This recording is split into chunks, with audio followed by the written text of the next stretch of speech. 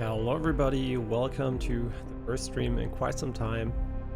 Today we're gonna play Doomsday Hunters, and basically what this is today is to show you what I played a little bit off stream. So we're not gonna be playing much of this game on stream, I just want to showcase it because I really liked it.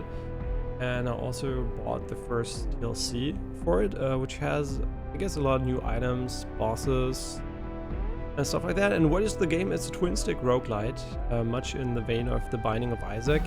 Although, I'm just checking if my audio is fine. It should be fine. It looks a bit different because I guess it's why, but it should be fine.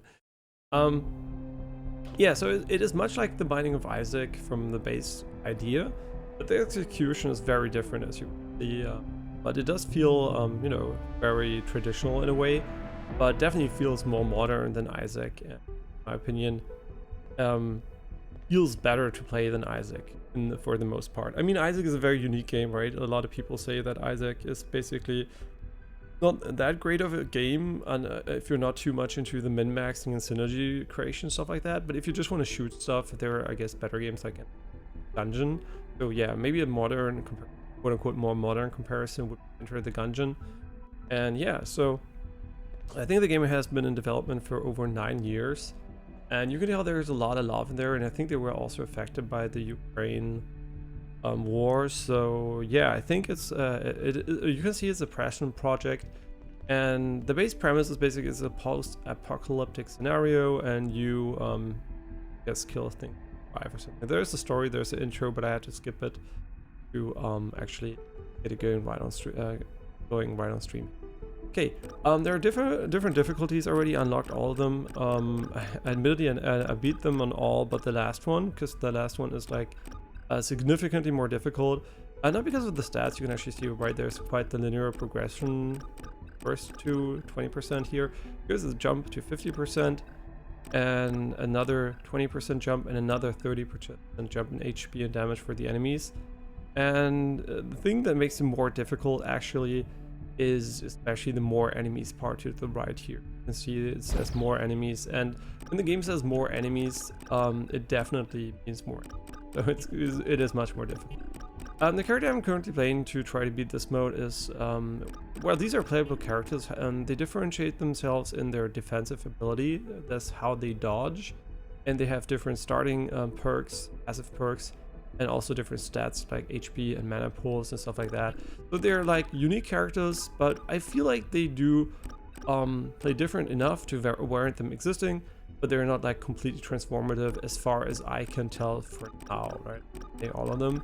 But yeah, they have different strengths and weaknesses, and depending on the difficulty, which is kind of weird, I'm going to show you that again, I guess. You might want to play another character over another one, because here you can, for example, see that my skill 1 is disabled. Here you can tell my sidearm damage is lowered. Here you can see that the special energy fades faster. You can see that enemies are faster, blah blah blah. Here you have more weapon mods suddenly. Yeah, you can upgrade sidearm, and the sidearm damage is lower.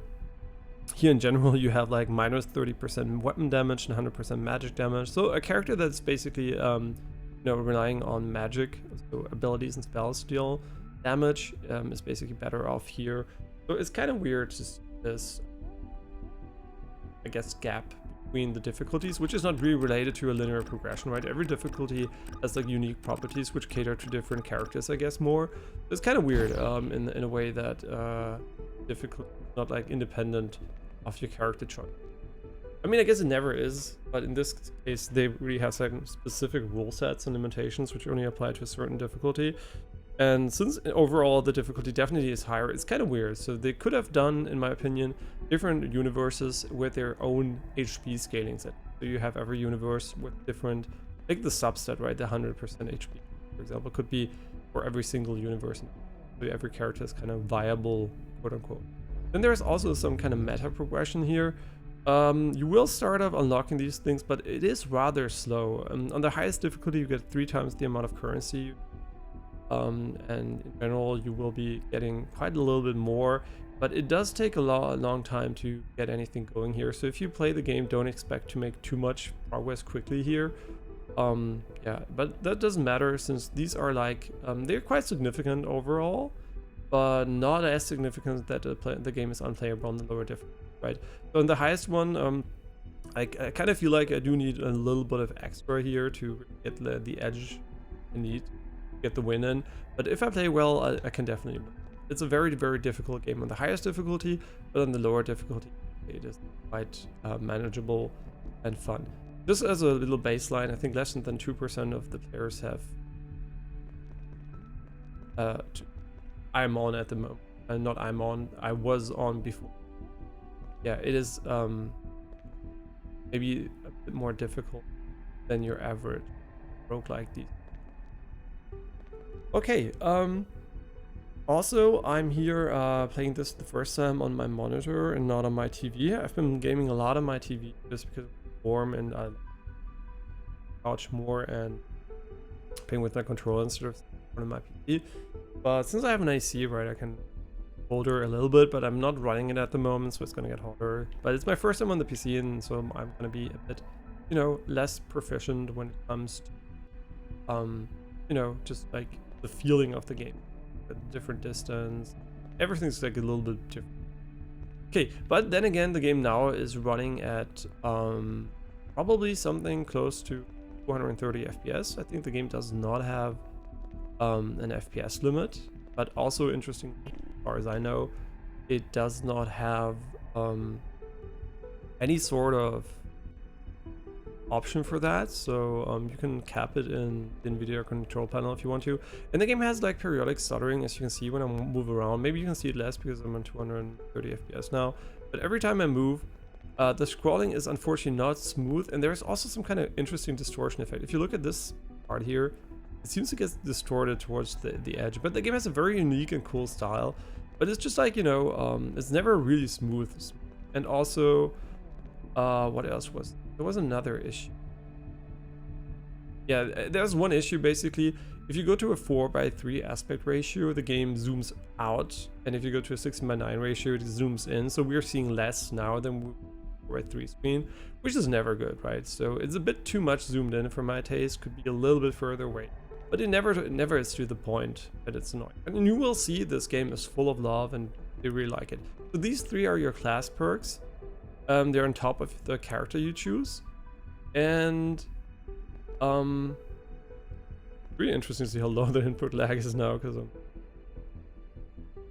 also one of the reasons why I'm playing on my TV is because it's like 120 Hertz, and it kind of feels stupid to limit my fast display 2040 Hertz to 150 Hertz. I just went for the TV and limited it to 115. Because, you know, it's just like when I play ZZZ or whatever, it just like it heats the room a bit less. Obviously, you could also limit this one, but I don't know, it just like felt right. Yeah, what do I have I've been playing? So I'm going to show you every single game I've been playing that I haven't shown you. So basically, Doomsday Hunters here, and I played the Prince of Persia Rogue. Amazing music in that one. I really want to show you that one. Maybe tomorrow, I don't know yet. I looked at Kunitsugami, if it's any good. I think it's basically an interesting game that I don't know if the execution will hold up. There are a few signs that are like a little red flag for me at the start. For example, the camera sensitivity is so fucking low and weird. It's like, it just doesn't feel as fluid and fun to control. But that's maybe because I'm coming from ZZZ, which is rather, I mean, it also doesn't have a perfect camera, but it definitely has a very fast camera. So yeah. And yeah, what else is new basically? Just trying to think about one. Yeah, what else did I play? I guess a lot of ZZZ too, right? I'm really enjoying the game. I think I'm now at the point where I just have a like minimal daily time investment when there is no big patch, and just like the, you know, leveling and upkeeping grind. But I think the combat system is very fun and like a very fun daily login game. You know, fight if you have, just like, you know, have fun and enjoy. But yeah, definitely my opinion on the game has not changed with all the, I guess, like dozens of hours I played in it. Yeah, so I definitely would still say, ask Mo's opinion that the combat system is over simple, but it's definitely not an absolute horse shit. Yeah. Okay, what else did I play? I also played another side-scrolling roguelite. I forgot the name of that one. Was okay. Nothing to write home about. Just like a casual side 2D side-scrolling roguelike, a little bit in the vein of I guess Dead Cells, right? Okay, yeah, but you'll see some of those games and others you won't. And also, I've been playing another twin big top-down roguelite shooter, which also surprised me. Come on, I'm gonna tell you in the name. It's kind of stupid not to tell you in the name. So, yeah, the side-scrolling one that's a little bit like Dead Cells. It was called, or is called Trinity Fusion. It's okay, right? It's not amazing. It's not terrible. Has a few game-breaking bugs still in there, which is daunting because it came out I think quite a while ago. And yeah, it's okay, right? If you have nothing else to play, that's cool. Star of Providence, no, not Star of Providence, wait. Galactic Glitch I bought but never played since there was like a dead zone issue. They listened to my forum post and fixed it, quote unquote. I don't know because I didn't try it yet, but I know that they patched it and updated it. So maybe we saved another game from having terrible input controls. I don't know, but I didn't try it out just yet because I proceeded to play something else until they fixed it.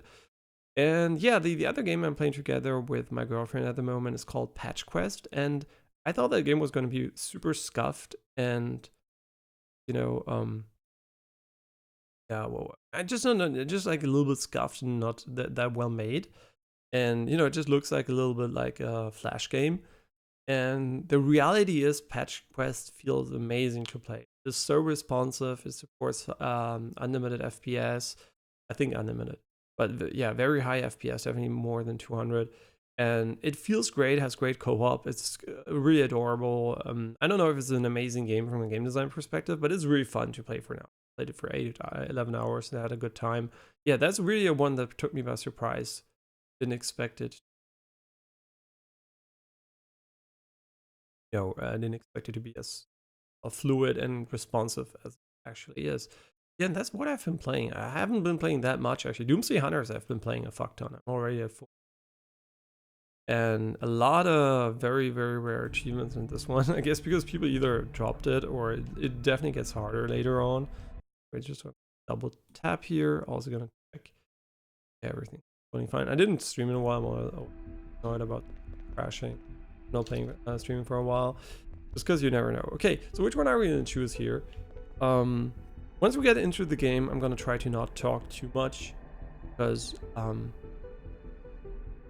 you know, I tend to talk too much. When I'm streaming, or when I'm not streaming. So yeah, I'm going to keep it to a minimum. And, okay, so we're going to go with the XP here. And there are character levels and whatever. Yeah, maybe I should explain the UI. It's kind of convoluted if you don't know what's going on. But the game never explains it to you. Gonna have to figure it out. 15% damage. On here you can unlock weapons. As you can see, I still have a lot of weapons I can unlock. I think we saw in the main menu. I don't know, like maybe half of the items unlocked. So, okay. So the UI quickly. Top left, you can see a timer. I've been talking for 5 minutes and 50 seconds. You can see my icon, my level is in green below my character. Left here because gamepad works fine. There's this you can or as if you want to. Definitely works fine for long range. Maybe not optimal, but definitely doable. Then you can see my XP, the skulls on the left, the DNA bar filling up. That's basically that's basically the XP bar. Then there's mana and HP. HP is red, mana is blue. Mana regenerates ways. HP also. Then there's key next to that. You can see the meta currency in pink. Blue triangle below that is also meta currency for weapons here and other stuff. And then there's gold, the currency game. And then the bottom left you can see 2 skills. One of them is locked because of difficulty. The other one, trusty ice. The trusty. I can show you like that. Freeze enemies. Not the best visual for that. Actually, you never know if they're gonna attack or not. It's kind of inconsistent. I don't know if it's tied to frame rate or something. Then you have a sidearm, unlimited ammo, main weapon, limited ammo. You can see yes, whatever. I don't know how accurate that actually is. Most of the guns are okay. Some of them consume way too much ammo. Mistake a lot of these games actually do. Like They have too high of an ammo consumption for some weapons, making them almost unusable. I guess you can have multiple weapons, so it's fine, but it's still there's no relationship damage they do and the amount of ammo they have, like the insane OP. And this one is the power weapon, which is unfortunately almost unusable in the higher difficulty because you know, it goes down so quickly that you can almost never use it. But yeah, I put that one on the left stick because the default kind of requires you to remove your aiming button and press X, which is kind of weird because you have to aim them. Yeah, this is basically like a super weapon. Hit enemies to charge it up. This is my active item. In this case, it's like rerolling a little bit like the D6 in Isaac. And then up there are like two passive slots. One of them is locked. Actually, I have no fucking idea I would ever unlock it. Maybe via the meta progression. I actually don't know. Yeah, okay, but let's get going. So this is basically the basic UI stuff of the game. And yeah, that's basically... Yeah, the game has like this tilted retro pixel look, which looks very much like the 90 look of, you know, like especially 3D FPS, I would say. Like, it doesn't really look like a 2D top-down go from the 90s, but more like a 3D FPS game. And I'm gonna take a fuck ton of damage because I'm actually not fucking used to being on this monitor at this distance. I feel like I'm too close. I feel like I need to go further away. This one to work because my TV is slightly further away from screen size perspective. Yeah, it is not an easy game, so yeah, I'm gonna go a bit further backwards because otherwise that's not gonna go well. Yeah, it's gonna take some getting used to for sure. Yeah, and since it's very zoomed in, being close doesn't really have a lot of advantages. You can see very well on a very, very small screen too. So if you want to play this on the Steam Deck or something, it's going to be perfectly viable. Yeah, so the difficulty is really nice because it also adds new enemies and whatever. So it's not only like more enemies and, you know, they don't only have more HP, but it's actually new enemies, new encounters, stuff like that. Just like, you know, just like a good difficulty progression, I would. Yeah, and for the full story, you actually don't need to do the highest difficulty. I think you can stop playing the game a bit before. Okay, so there is fast travel over the entire map if you want to. And one of the core passives I have is basically that I heal myself when I get money, which is super important, I guess, for survivability. Yeah, this is an aggressive bird. This is tier 3 relics, so the best ones. And this one is like just goes and hits enemies. Yeah, these are NPCs you can talk to. They basically give you 3 choices, and yeah, you can pick whatever you want. This is an alien tech, which is a passive item you can have one of. So, okay, I installed it, and now I have it. This one should do some additional shots when I hit enemies. You can fast travel. One of the unfortunate things is this here is actually, it's insane how much 230 FPS is to 115. It is crazy. It feels so much more reactive. Holy shit. Same display technology, so it's only the refresh rate here. Play. Both are quantum.OLED. Definitely no difference. Otherwise, it's actually the same panel. Actually, it's the same panel, just panel technology from the same panel production side, only with different sizes. Okay, so you have fast travel to everywhere where you want to go, but it's like inverted, so going down with your stick goes up and not. It's not a big deal. You don't have to scroll too much there. Still, an option for that is definitely something you should add if you're, you know, that would for sure be a good idea. Now I wonder if I'm actually further away than I would my TV, but that's fine actually because I don't feel like I need to see the details too. Yeah, so one of the, I would say, quote-unquote problems the game has is, I walked into the crate to kill me, is maybe, especially when you get started, maybe not when you get started, especially on higher difficulty when it matters, not to get hit, is definitely that you know, there can be a lot going on screen. Maybe too much for their, you know, the... not very, what you would call it, like the visibility is kind of not optimal sometimes. So let's get a little bit of gold here and relic here. These are all really bad. This one's kind of okay. Yeah, so we died. We're gonna die a lot. I never beat this difficulty, so don't expect me to beat it now when I'm talking. Yeah, so I usually like taking to get the starting. Yeah, so why do I like this character in specific? So he has 2 weapons. This is like a, I would call it almost like a plasma shotgun. Kind of unique in a way that it's up on the ground, right? And he also has like the freeze, which has a very, very high uptime and really makes encounters much more manageable. But yeah, good damage, a weapon that almost doesn't go empty. And the sidearm, this pistol here, is okay. It is quite okay. Yeah, so the real, yeah, I think this one is really good. And it also has additional ammo drops and 20% damage for his bosses. So I think he's okay for this difficulty. I didn't try the other ones too much.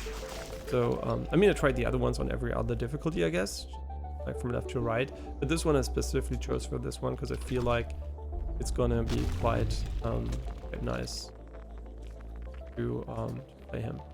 Yeah, so I'm just gonna quickly check something and I'll be right back in 10 seconds.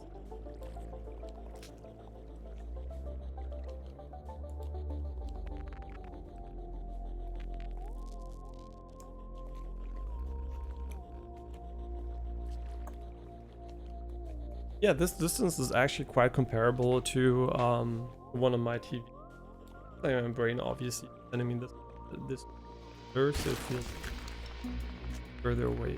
Okay, yeah, so we have super bullets.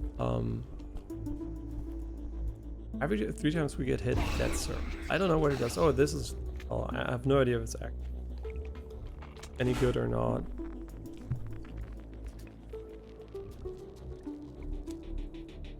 Okay, so let's continue here.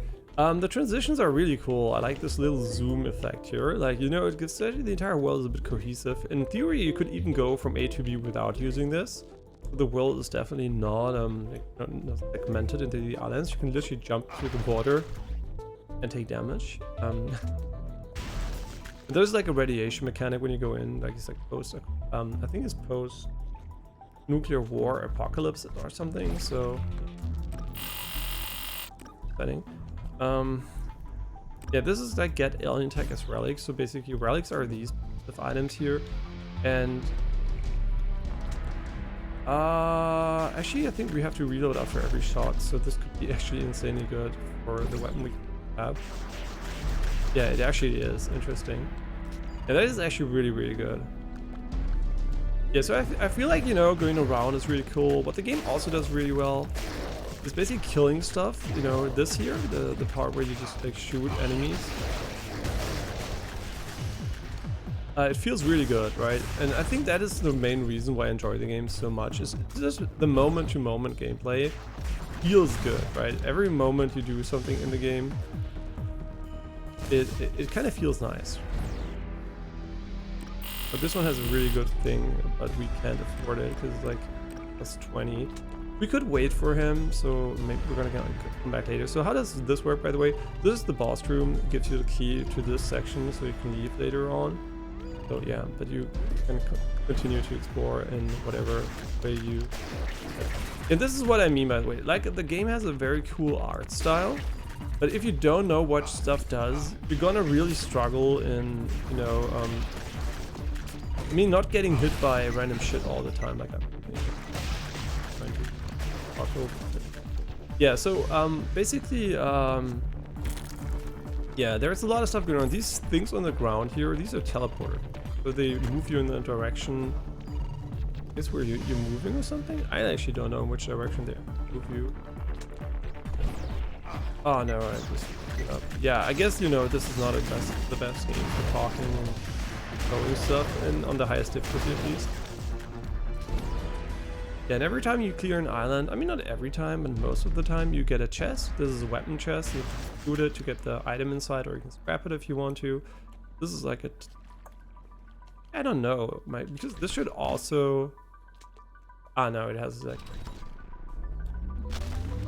So basically the main survivability we have going is like, don't get hit, basically. And heal if you get hit. Heal back up slowly by getting a lot of money. Yeah, I really have to get used to shit here. You can also turn down screen shake or up if you want to. So there's like a up and down slider. Most people will probably want to turn it down. I left it on this one because I think it feels good, but from a gameplay perspective, it definitely does not help that the screen is permanently making like crazy.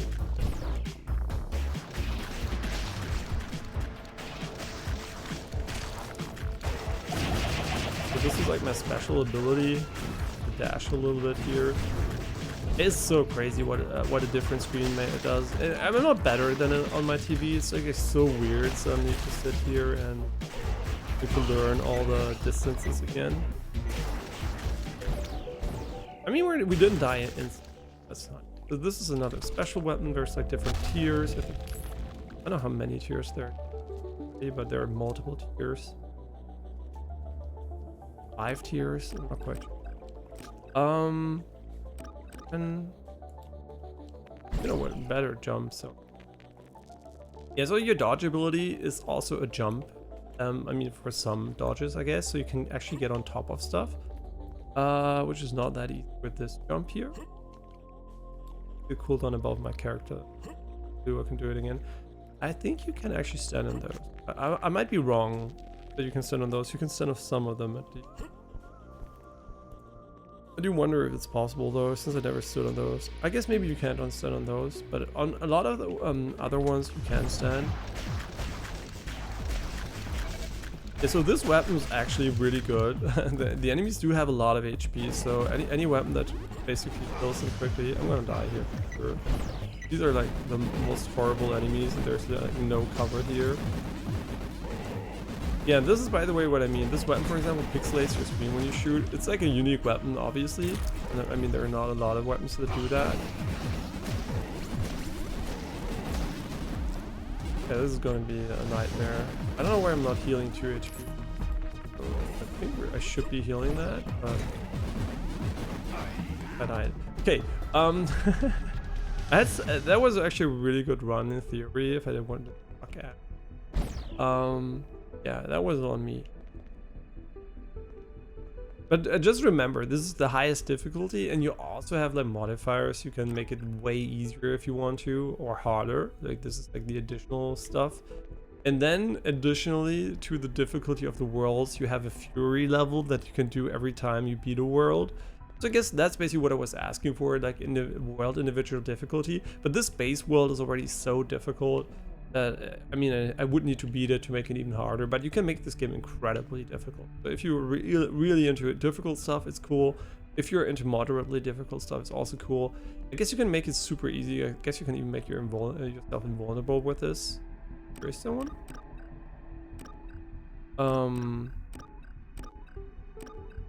Camera angle. I think this is like third person perspective, not first person shooter perspective. Yeah, here you can see, right? It's like 15% time. Yeah, an extra HP. You can literally make it easy.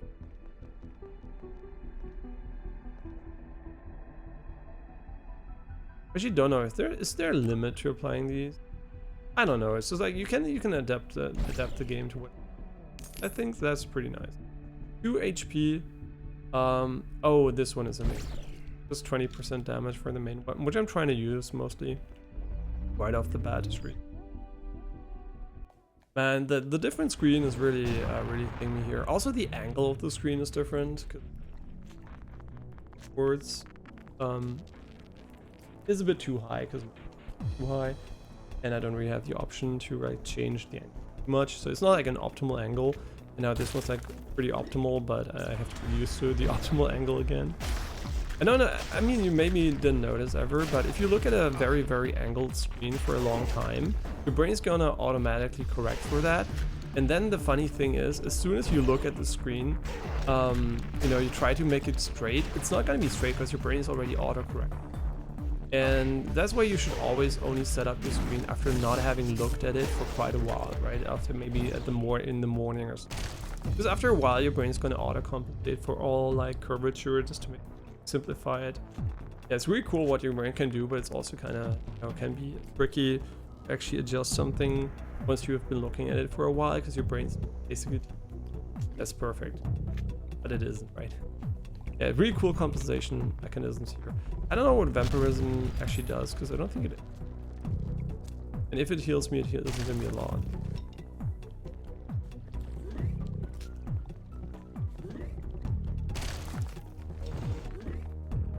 Yeah, so why is this difficulty so hard? It's the combination of very, very high HP pools for enemies. This weapon is really good. Just as a reminder, this weapon does a fuck ton of damage, right? And it's the only reason we can kill them quite quickly. Oh, this is a Matrix reference. And you can just send them away for additional currency. Sure, why not? 5 additional max HP here. Yeah, I don't mind making the early game harder for the late game, because you know, if we die here, we are not gonna lose a lot of money, time.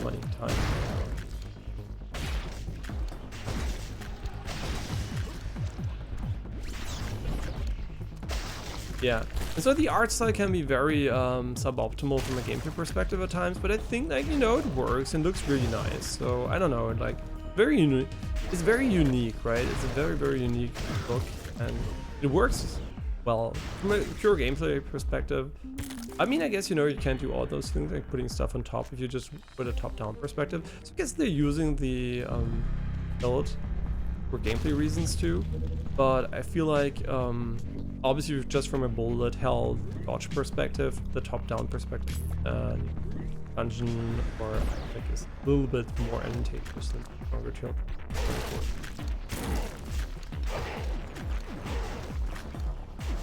Oh my god. Fucking hell. These guys shoot so fast that I literally don't know how to dodge these guys. I literally don't know how to do anything against them. Yeah, they're like crazy. The only way I know how to beat them on this difficulty here is, I mean, I guess they only appear on this difficulty. Or mostly appear on this difficulty. Yeah, this is like basically a nightmare. I think actually this is an interesting point to make, is that the start of the game can be a bit disproportionately hard on this difficulty, because these rooms here are like very, very full of enemies, and later on you will probably not need you want to have a lot of rooms like this. So it's kind of weird. It's like they really made this start here very, very hard for I don't know what reason. Yeah, so I guess freeze also slows down the projectiles. It's kind of weird. Yeah, this is when you get a level up, you get this container. It's kind of cute. It floats around and just gives you like the skulls to give you a perk. And let's go for the jump. I like how it always demonstrates when you take something, you always get a quick demo of what it's going to look like. So this is like Gamblog. Gamblog, I think, is a gambling thing. Oh shit! Second from the. Yeah, I think it's here. I'm not sure. This is when it's hard to track for me. Ah, nice. Okay. I think it's trackable. It's just like a weird system. Yeah, also you have additional drops. So this one looks good, right? It has like double the the damage, and I could just take it, right? And you will be surprised that it might be complete garbage, right? This is what I mean by it's kind of hard to tell how good a weapon is. It could be amazing, by the way. I have no idea. If I took it. Oh, it doesn't consume too much ammo either. This seems like a really good weapon. Usually, when do I get invested into runs? When I get really good synergies or like a really good weapon, and I just want to keep it because it's fun to use. Yeah, this is quite a good weapon. The energy, like the ammo consumption is very. Ooh, now I'm invested. This is like the 50% against 50% against bosses is like crazy good. Like, because the bosses are honestly, I don't know why, but I'm having such a hard time no-hitting them. And they do a fuck ton of damage too. It's pretty good later on too. Yeah. No. What I want to do here, I want to probably heal up, but I think I can. I missed something. I don't know, let's try the... yeah, we could get another spirit. I think it's worth it. The boss is going to be... I say Spirit Heart, it has a different name here. It's basically Spirit Heart from Isaac. So the game has a little bit of a tutorialization issue, I would say, because it doesn't really explain what things are. I didn't see any encyclopedia wiki in game or whatever where you can look stuff up. So there is a tutorial, but I think it doesn't mention them. I can't remember. Because there are a lot of small details which you know from Isaac, and they just like kind of assume you know how it works. And you can figure it out on your own, but since I don't think the game has a lot of like information out there on the internet, because it's like wildly unknown, right? It's a very, very niche game. Unfortunately, I think it's very good. It's one of the best roguelite twin stick shooters out there, I think. Very, very good, and I mean not perfect, but it's really fun. It also has co-op local at least. Never played it. Didn't ask my girlfriend to play it with me yet because we're playing another twin stick. But yeah, it seems very, very competently made. So I would assume that should really work. And yeah, now you're gonna see what I mean basically. So this is gonna be a real pain in the ass to defeat this guy here. Yeah, you can see my damage is like insane. Thank God, because otherwise it's cool. Yeah, you can see he's moving around pretty quickly, and the camera is so close, so you can't really see him at distance, which is... There's a class that's very much relying on long range, and I think it doesn't really work, because you can't see far enough. Yeah, so you can actually dodge him right when he does the charge up stuff. He has like an animation before that. I don't know why they're kind of inconsistent, right? Because they have this animation, but they also have like the exclamation mark on some attacks. So it's like unreliable. Some attacks have an exclamation mark, others don't. So you can't really rely on that. And especially after playing Xenoblade Zone Zero, where they have like an animation and also the indicator. I mean, for most attacks, I guess. Yeah, not for all of them either. Yeah, it's kind of weird. So you can't really rely on that too much. That's a 20% evade for projectiles, because you usually die to melee enemies more than projectiles, but this one seems pretty... 20% evade is kind of... Okay, now we can finish Islands. Oh my god, that's what I mean, man. You can just go in here and get fucked. And the reason why I love freeze is because it is literally a few seconds just to clear this room, right? Just imagine everyone firing at me the moment I come to the room. This is such a pain, right? Such a pain in the ass. I'm trying to clear the right side first, so we have like a little bit of a home base for the left side. And you can see, right? They do have a lot of HP for the amount of enemies there is. Great if you want to. Nothing that costs mana here. You know, air dash. I never took this one, but the others are so garbage that I don't want to take. I mean, not garbage. I just don't like. Yeah, now our ammo's empty and we have the gun here. And as soon as your ammo's empty and you have to do a shitty weapon, you're gonna see how long it takes to build stuff. And this one isn't even really shitty. So yeah, in a way, I'm avoiding the shitty weapons anyway, so I learned which ones they are. And maybe I'm just bad with them, I don't know. Some of them seem a little bit unbalanced, just from an ammo perspective. Really. You can see like it takes a long while, and the game also has a significant amount of additional enemies here, so you know, it's like that's what I meant by the early stages do have a very, very large amount of enemies here. You have 2 seconds of invulnerability on hitting an enemy every 5 seconds. Oh yeah, that's a good punch. Okay. Yeah, and what I also like about the game is actually, you know, just how enemies die and like the effects and everything just feels great. But what also feels great is that enemies can, you know, get destroyed into smaller enemies. And everybody has like a chance to do so. So it's like, you know, it's not always the same. But it feels like, you know, an organic way to, you know, make enemies a bit more tanky without it feeling annoying. Because like, it's literally in phases. So the rapid gun has more, yes, but look at the fucking ammo consumption on this one. I mean, it's quite the same. Okay, we're just gonna use it. See, that's what I mean. Sunny, it has 207. Why did the FPS? See what I mean? Like 267, and I take it. Sunny is 205. Who are you kidding? Right, I don't really know what the DPS are. Why are they lower when I pick up the weapon? I literally don't know. Okay, so you have jump fields, right? That's what I meant by you have like this verticality, which is not that relevant for my character here, but other characters can jump really high and basically almost fly sometimes. That's kind of nice. Okay, first level done. Dropship's gonna get us to the next level here.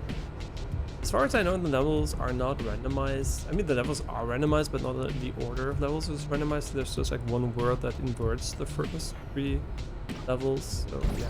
Also like to take 3 weapon slots, which is the global maximum. Yeah, so now we have the ability to make them really, really good too. It's gonna be quite the ammo consuming weapon. I don't know if we made the right call by. Yeah, the DPS aren't insane either. It's gonna be quite interesting. Yeah, ammo is really, really. And then, you know, that's in my book, that's a design problem many games have.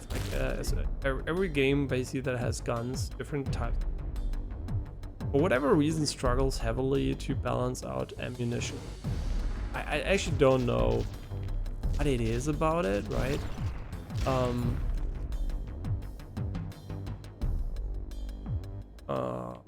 Why not? Yeah, I don't know what it is. What exactly makes the balance of that so difficult, right? Is it the idea that some ones are just insanely broken and you shouldn't be able to use them for a longer period of time? Or I actually don't know what exactly the thoughts are of people that make these decisions, because in my book, a weapon that doesn't have enough ammo is garbage, right? It's just gonna end up doing nothing for me most of the time. You're gonna see this weapon's gonna run out of ammo just in a moment here. And yeah, it's gone, right? So I'm not going to be doing anything. I mean, Boney is pretty good, actually. Boney's actually better than my main weapon. So here I'm going to wait for the freeze to kick in, because just going over here without freeze is pretty suboptimal. Yeah, and I think you have iframes while dashing. It's just an assumption the game never actually... I think it doesn't tell you. Maybe the tutorial does. Oh, well, it is. Right, these small bitches. See how tanky these fuckers are? Yeah, freeze just really helps with like the...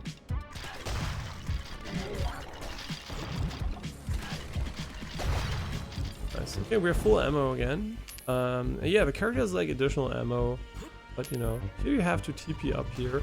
In my opinion, a nice idea. The execution is kind of scuffed sometimes, because you can see you jump when you are not allowed to be somewhere, right? The character starts to jump like this to give you the access to other areas, which is kind of nice. But this one here, for example, it usually drops down, and it's really hard to reach for no reason. Ooh, plus 40% ammo pickups. That could make it more viable. Another chest. Bonus chest. Oh, the Hellball. Yeah, the Hellball is way better. So, goodbye. Goodbye this weapon. Yeah, the heal on money pickup is insanely good. I think it's almost a little bit imbalanced. But yeah, in general, the passive skill tree, the balance is not optimal. I think a lot of skills are really useless and others are really good comparatively, and you have to select one over the other. So, kind of more like a you know, IQ check if you're able to find the OP one. And I don't think it should be like that. Everything should have merit. If you only have like a limited amount of skills, if you have a huge amount of skills, you can get away by not all of them being great. If you only have a very select amount of skills and you have to select between them, then they should definitely quite equal. This is amazing. This is like super good. So now we should be set on HP here. I could go for the boss right away, but I really like being at my maximum strength for him. So we do have a lot of HP, but I'm just banking on not dying. This weapon here basically is like this ball, and I think when I miss an enemy, what's gonna happen is, yeah, it's gonna do this. Or when it kills it, I don't actually know when it kills it. I think when it kills it, an enemy, it does like this weird thing. Right, is it when it kills it or when it lands? So when it lands, it does this. So when it kills an enemy, it lands, and then it does this funny AoE effect. Which is, it's kind of fun, right? It's like a cool weapon. It has a really high DPS too, and is very ammo efficient. In general, I think like slower shooting weapons are more ammo efficient. I guess every shot counts or something, but I don't know. It just feels bad having fast weapons in games be empty so quickly. Yeah, even if you don't miss a single shot, you're gonna be really ammo intense.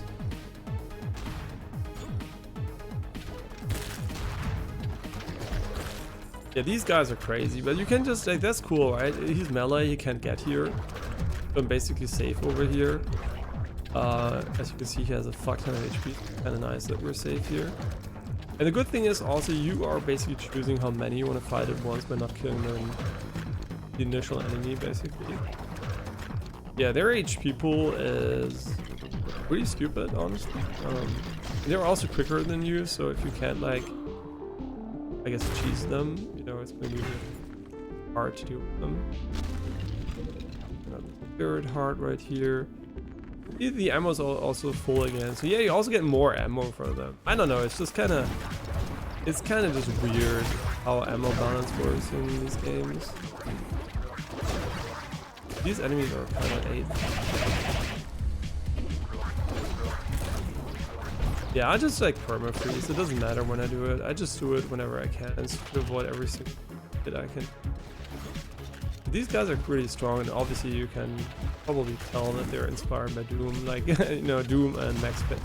Doom, Duke Nukem, Isaac. I mean, even Pokemon is like, there's literally a Pikachu sticker that drops on the ground sometimes, just as a fluffy Easter egg.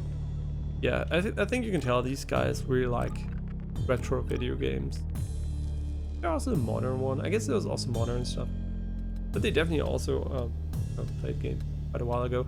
Oh, there is a big update for No Rest for the Wicked that I completely forgot. There's like a roguelite Crucible update.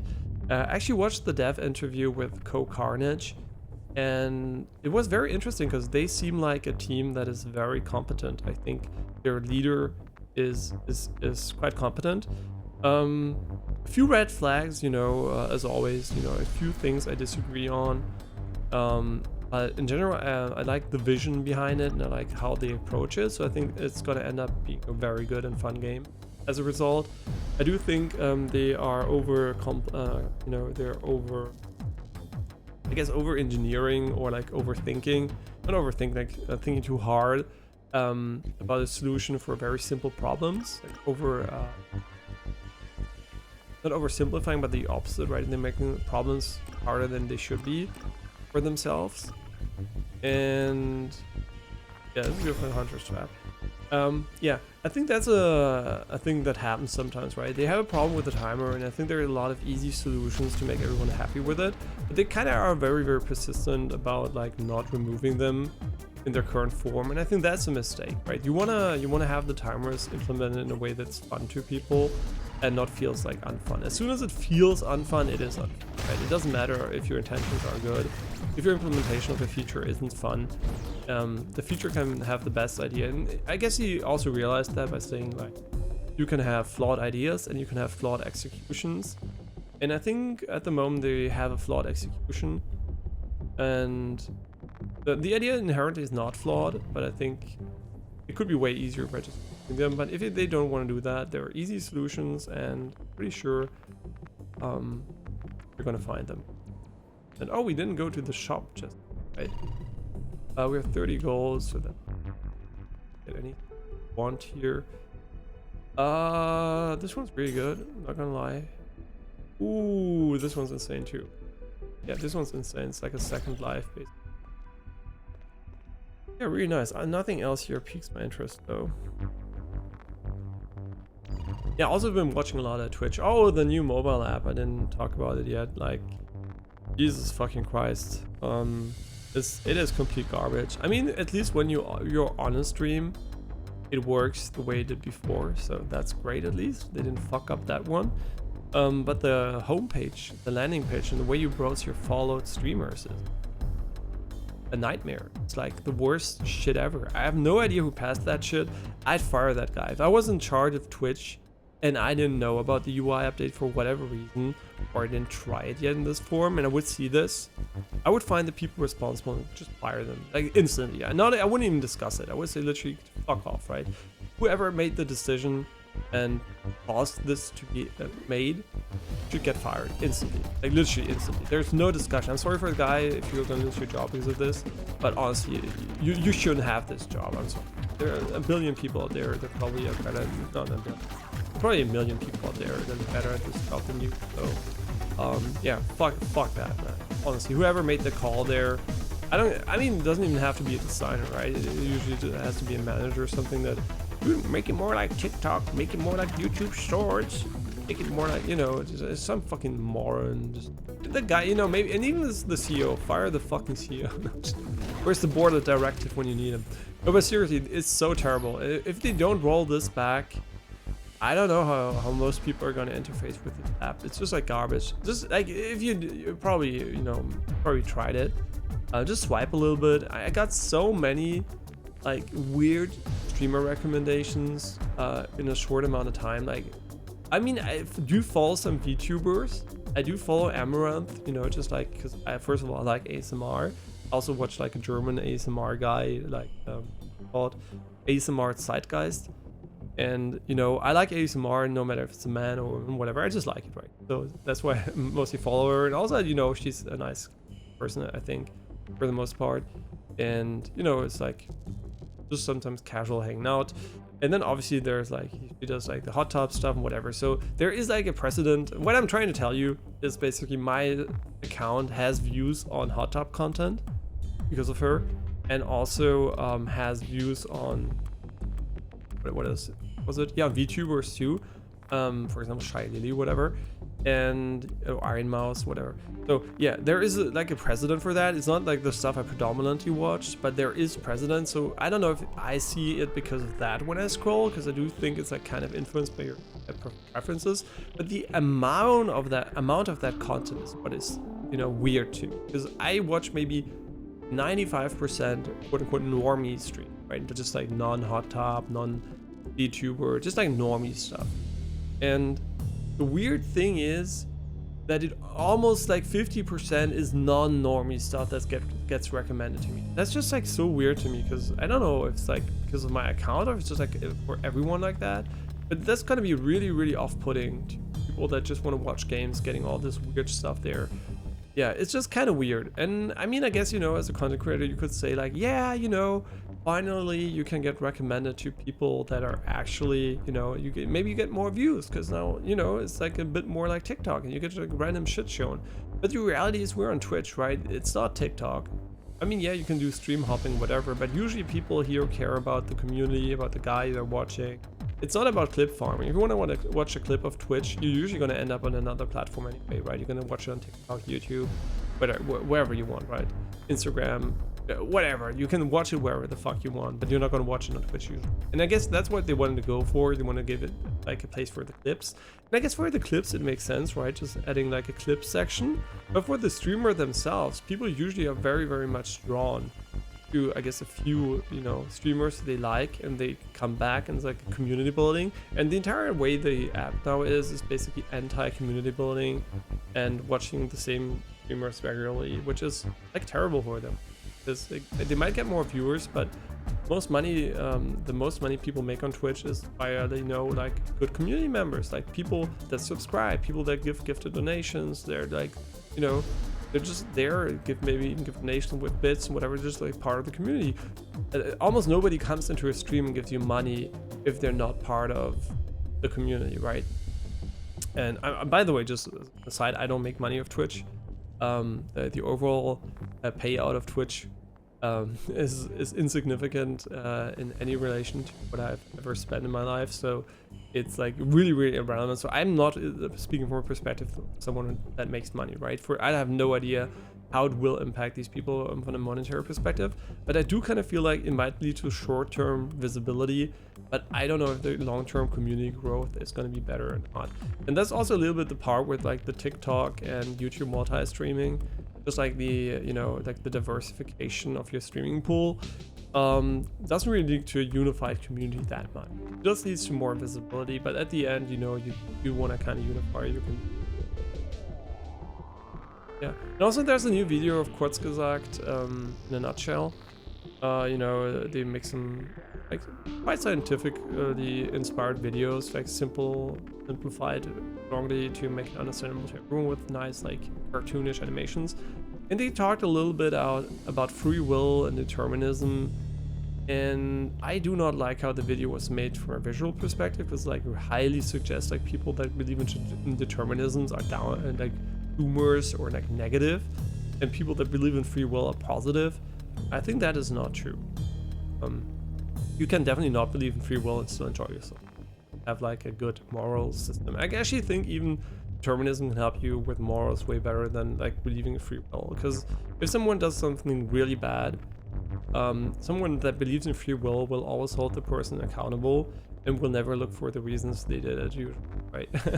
And I think like from a deterministic point of view, you never hold anyone accountable for any action, which you will still help, you know, hold people accountable, obviously.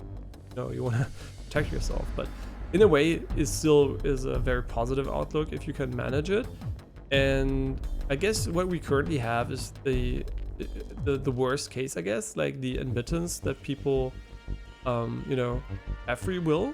That's the assumption, basically. We have free will and we are accountable, but the reality is we don't have free will. So we don't have free will, but we are held accountable for our actions by society, which is kind of sucks, right? Because you I mean, you do want to hold people accountable in general, so it doesn't really matter if it exists or not, but it's kind of still feels bad, right? You're doing something people don't like. It might not even be harmful to them, and you know, you're being held accountable like you did this in the first place. Yeah, so it's kind of, you know, it is not a get out of jail free card, by the way. Not having free will has no significant implications to your lives. It should not have, right? If you ever end up being in a situation that is like, yeah, I don't have free will, so I'm gonna do whatever the fuck I think I want to do, and I'm gonna ignore all the logic and everything and good signs there are to not do something, it's definitely on you, right? I mean, obviously if you decide to do that, it's not on you, obviously, right? So you could say, yeah, sure, get out a free card, but the reality is you should take it to heart, and just like, even if you're not don't have free will, you should still try to make the best out of the world. And you know, suffering is real. Free will might not be real, but suffering definitely. Try to avoid unnecessary suffering, both for yourself and others. And yeah, and then I didn't like the video because of the like a bit biased way it was presented, and also the flawed logic from the counter argument side. Yeah, it would, like, they argue with emergent properties, but the thing is, and I think like the comment section of Kurzgesagt in a nutshell is pretty smart, because most of the people were definitely team no free will, and they were also kind of upset about how the video, you know, portrayed them. And I think like yeah, the core takeaway they had is like emergent properties, and that we can't explain emergent properties by different layers, but that's not true, right? It's just like our limited capacity intelligence limiting out there us there. We're just too stupid to see the correlation between quantum mechanics and societal impact of your psyche. There definitely isn't a correlation between these things. Obviously the layers can be abstracted between them, but even if you just ignore them and just take the social layer and your psychological layer at face value, even then it's literally impossible to believe in people if you have any sense of logic. But you know, it is what it is, and it is very, very unfortunate that they made this video biased in a way while trying to seem unbiased, right? The video talks about how they're trying to represent both perspectives as best as they can, but the reality is they just literally use the visual tool, which does the exact opposite by biasing people from a visual perspective. But if we're not going forward here, just wanted to quickly touch on that subject. That is terrible. I don't need mana cost reduction. I'm gonna take my meta progression and the monies. Thank you. Yeah, this is like an additional bonus dungeon you get sometimes. Ooh, this is interesting. I mean, I'm not gonna take it, but I can't because I didn't buy it. Minus 10 max HP is too much for this. Like, we have to be low HP and then tone. This doesn't make sense.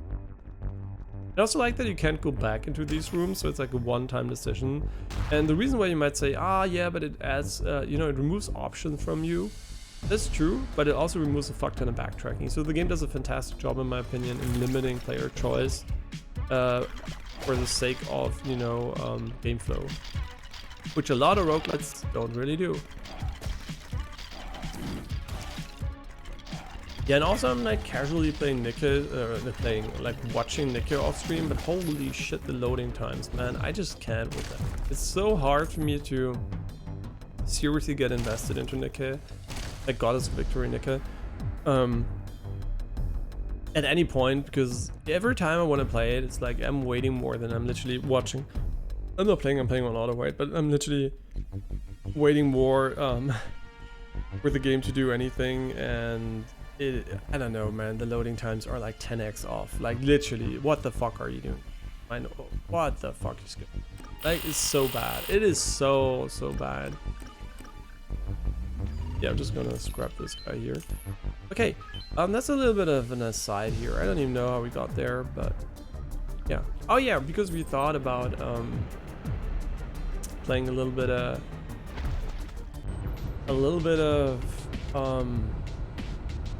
The Rest for the Wicked, which is probably gonna be a very fun game. Yes, we have a global limit already. Mana region is kind of unnecessary, I think. Work here. Jump weapon on you. Oh, that's. Why did it say it is actually alien tech? I actually don't know. Fuck it. Just take the meta progression currency. Yeah, I'm like the meta progression currency guy first, because it's gonna make every single one afterwards, you know, better. But I'm not gonna scrap everything, right? I want to have like a middle ground between still enjoying myself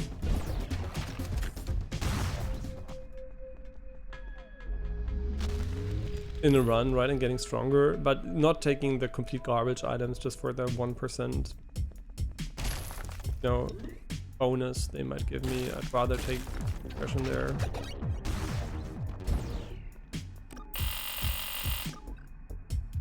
Oh my god, are you? Okay, fuck off, man. I mean, thanks for all. Yeah, just watching Twitch is such a pain on the mobile app now. Just like swapping streams is like really annoying. Oh, hey Apricorn, and thanks for the 15-month resubscription. Soon it's time for you to go into kindergarten. You're still in the kita. If your parents put you there. Is that a? I don't know. I can see this small again on my smartphone. Is that an? Is it a deer? I can't really see it from here. It's brown and has ears. I think it's maybe a hamster. Actually, can't see it well enough. No, I think it's a code in the background. I use a third-party Twitch app. I use one on iOS too. What is the name of the app? Because I might really strongly consider swapping it. I might even consider can you also moderate your chat there? Is it like also for streaming or only for consuming? Because like actually for streaming would be maybe also nice, because this one is also complete garbage. The UI is fucking terrible. Like 50% of the screen is cluttered with useless shit. And yeah, and even the font, like the text field is narrow and doesn't need to be that narrow. It's kind of weird. Yeah, and otherwise, how have you been?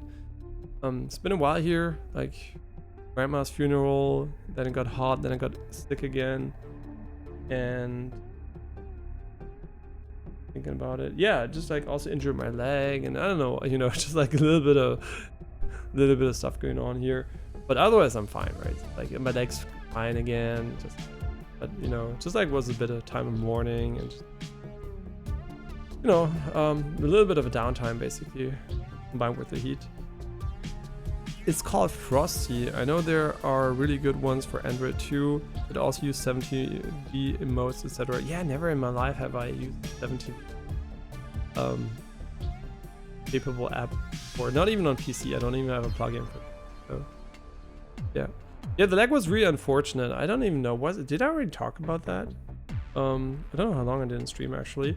Yeah, when I basically bouldered, I fell and they kind of didn't maintain the mats properly, and the section that should tie the mats together, basically there was no mat, and I basically fell with my heel between that, and I kind of super stretched my hip because my foot was basically on the mat but my heel wasn't, and like really, you know, like pushed down from dropping directly there.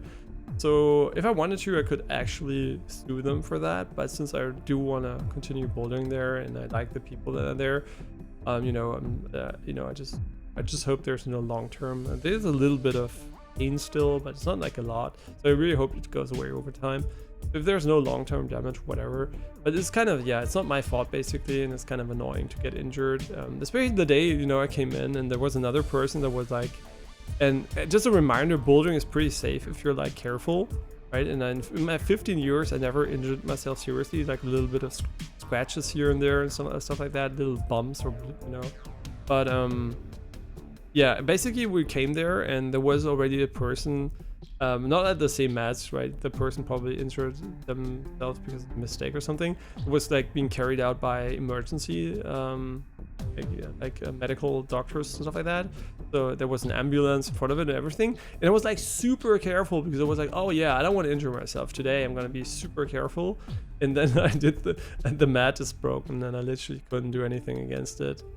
Yeah, that was so unfortunate, man. On a day where there was already an emergency and I was so careful, and I couldn't even walk back. I really had to, you know, my girlfriend had to take the car all the way outside because it was bouldering outside. And I had to take it's like a stick with brush, you know, like a brush at the end to remove the chalk, and I had to use that as a cane to get back to the car, and I couldn't walk like at all.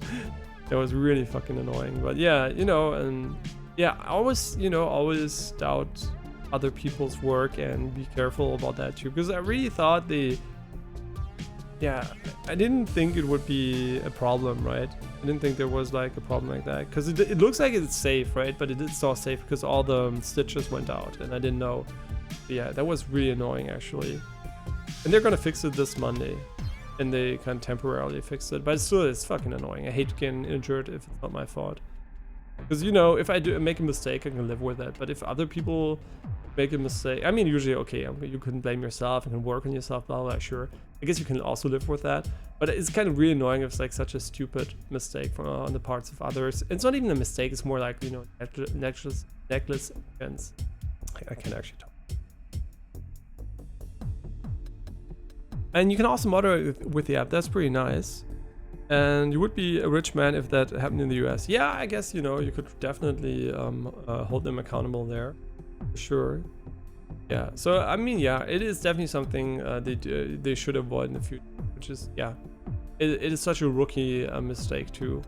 Like the mats have to be secure, you know, the holds should be rather secure, but they can always break, right? It's like never perfect, but when they break, it's usually also the fault of them.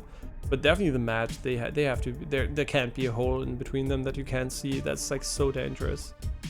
Like, yeah, if you ever bouldered outside with a crash pad and you slightly missed the crash pad, you quickly get reminded of how hard actually the ground is, right? It's like super hard. You can injure yourself so badly there. Yeah, no, it's really, you can also break your ankle, whatever. Like, no, it's such a bad idea of them to not have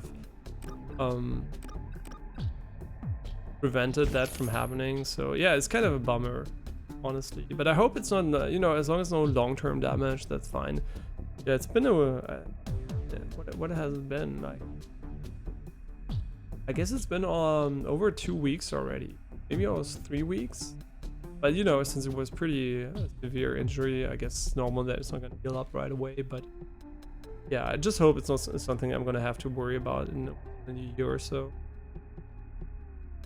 Yeah, they would. Yeah, maybe they would have given me €1,000 or something, right? Like, even if you get heavily injured, you're not going to get a lot. Like, this is a joke injury. Get like maybe 4K, 5K or something. Yeah, it's like kind of fucking stupid, to be honest, because if you fuck up, you should be held accountable to some degree at least. I mean, it doesn't have to be ruining whatever.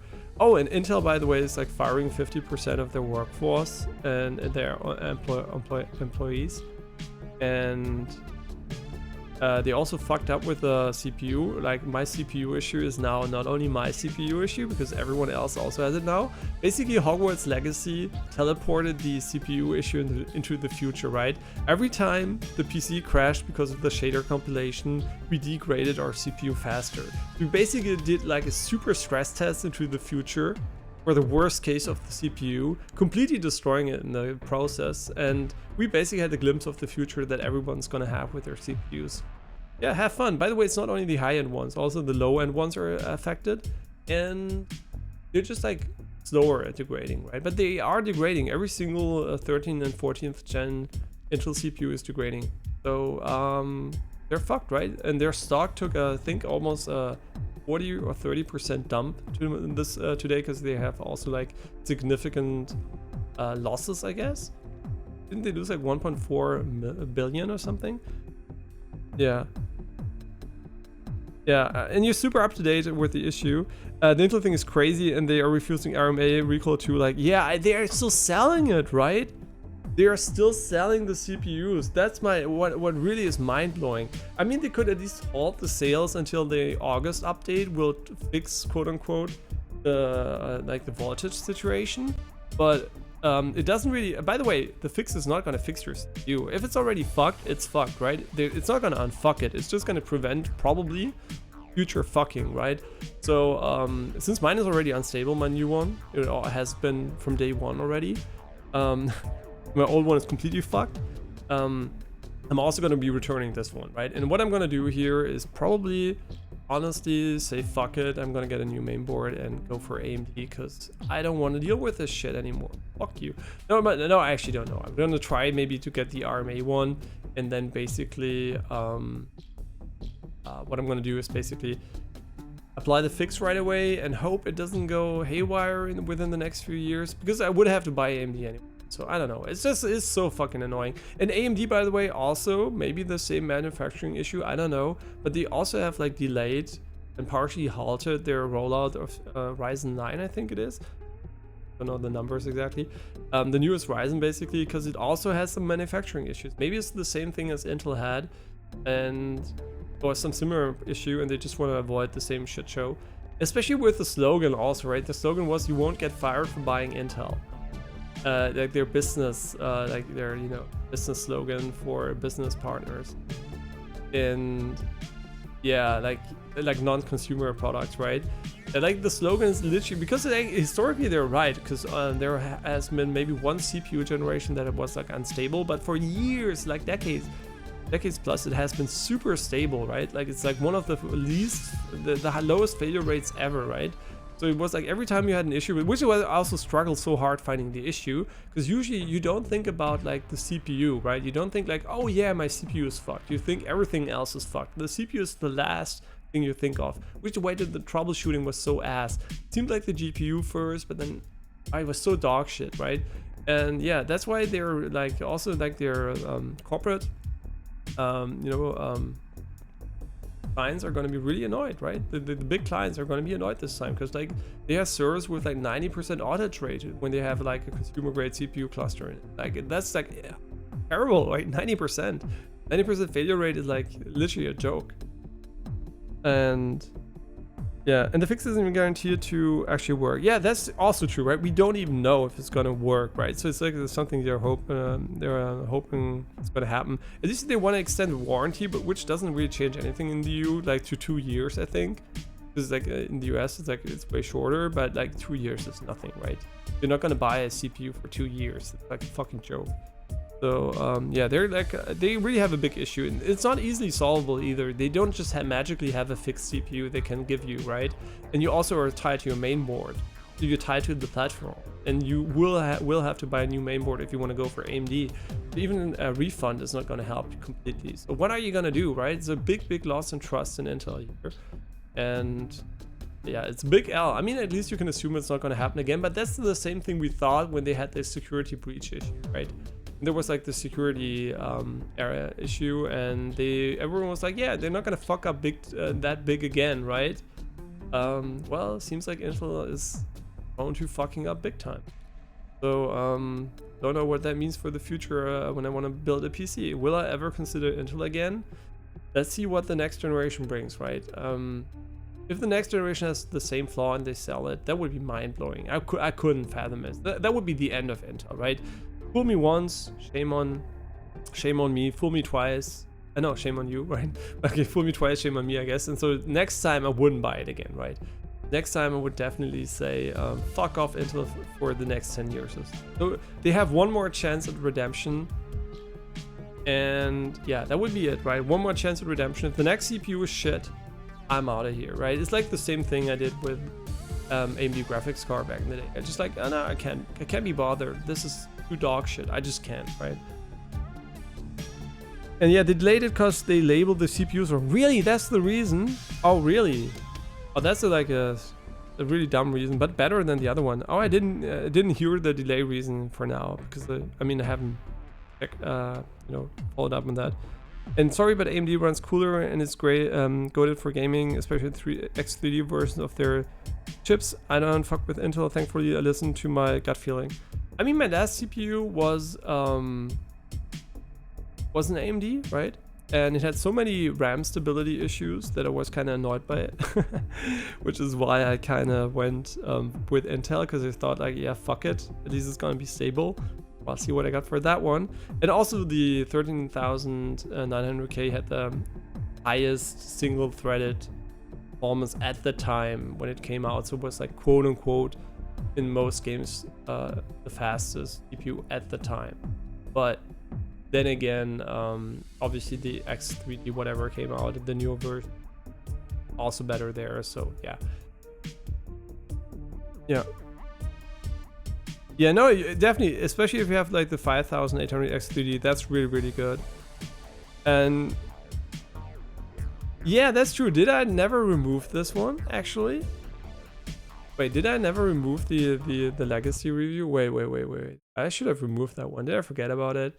Ah man, I'm never gonna touch that game again though because of Intel. Because I mean, not because of Intel. As long as I have this CPU, I'm not gonna touch that shit, man. The game literally destroyed my CPU within hours. So I'm never gonna touch this one. Yeah, so it's kind of dead for me, unfortunately. But that's not Hogwarts' fault. That's Intel's fault, obviously. Yeah, but literally, I'm not gonna touch it. I'm not gonna risk my CPU again. It's still negative? Oh, really? I can't. I can't. Yeah, I can't smiley. Okay, I'm gonna edit it. I'm not gonna rate it at all, so I'm just gonna delete the review. Yeah, I'm not gonna recommend it either because I didn't play it. I'm just gonna delete the review. Okay, so yeah, that's really unfortunate. See, that's unfortunate because the first game's getting caught by such a severe hardware issues, and everything else was working fine. It's just like it's like really unfortunate for them, right? It's really unfortunate because they get the flag they don't deserve. Obviously, Intel was at fault, and just because I played like a billion games before that didn't have an issue, I thought like, yeah, it's gonna be obviously my PC is fine, right? That's what I thought. But little did I know. Yeah, so my bad, Hogwarts Legacy. Just call it the temporary transphobic minus, I guess. No, I'm joking. It's like, just take it as an, no, I'm sorry. Yeah. I shouldn't have deleted it a long time ago. I completely forgot about that, actually. Yeah, thanks for reminding me.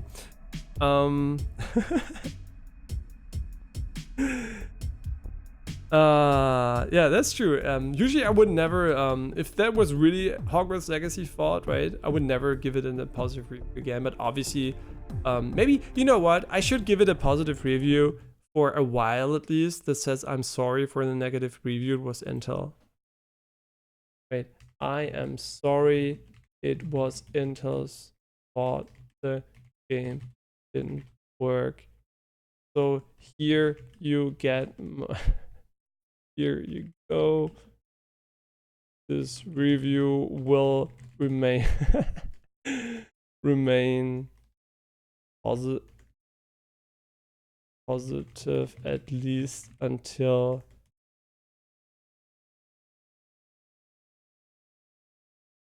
I played the game on a new PC. Okay, I'm just gonna recommend it as a compensation, right? It's like I know it's not gonna help them with the initial stuff, but here you go.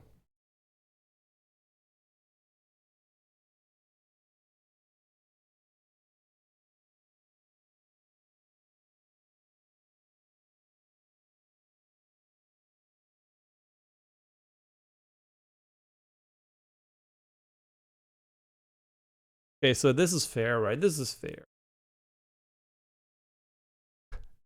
Yeah, I should obviously do that.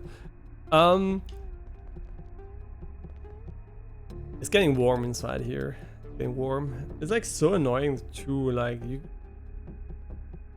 the isolation here is so terrible that no matter what you do, if you turn off the AC, you're gonna be back at outside temperature in no time. At least you're not above it, but still you're gonna reach it pretty quickly again. Yeah, the tree doesn't keep the heat inside. Repulsive spear. Double shot only at full HP. That's actually really good. Ooh. Oh, that is terrible. We are struggling with bosses. Using this one is like saying goodbye run. If it's at all enemy HP, that would have been crazy good. But yeah, we're gonna go for this one. And yeah, you know, yeah, sorry, the Hogwarts Legacy. I really would have loved to play your game. It looked really fun. I guess I also had issues with the game. Obviously, like it was a bit buggy, and there were like sections where like the tutorial section, the one was like kind of ass because the targeting system was kind of broken. But I would assume they fixed that by now. And if they didn't, whatever. Right? But the reason why I gave it a negative review was definitely not that, but it was definitely the fact that it was fucked because of mental health. Yeah, but by the way, Horizon still didn't fix the stuttering, so I have no idea if we're ever gonna play Horizon. So what is the streaming plan? Right, this is just today. The Doomsday Hunters is a little bit of a, you know, just talk about random shit and get back and show you what I played basically off stream, and I mean at least one of the games.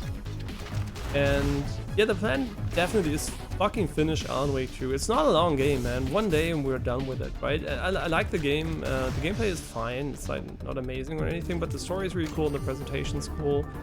So yeah, finishing Alan Wake 2 is like fucking finally finish it, right?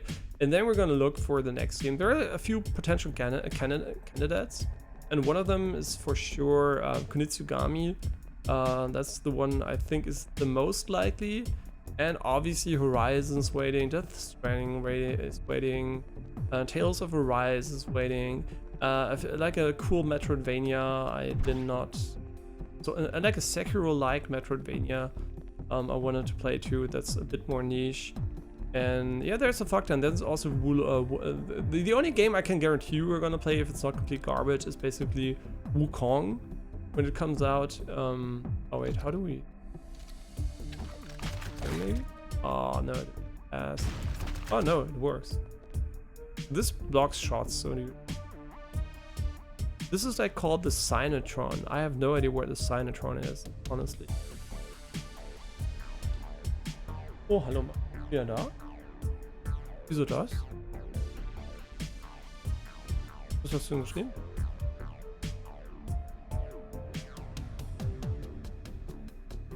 Ja.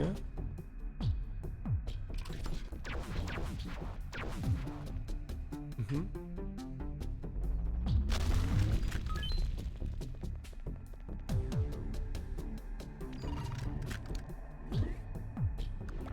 Hä? Okay. Oh.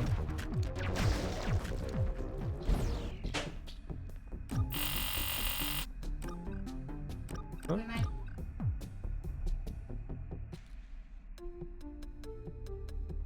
Ja, ja.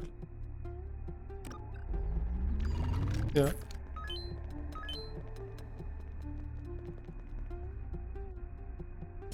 Oh. Das heißt, du gehst dann gleich.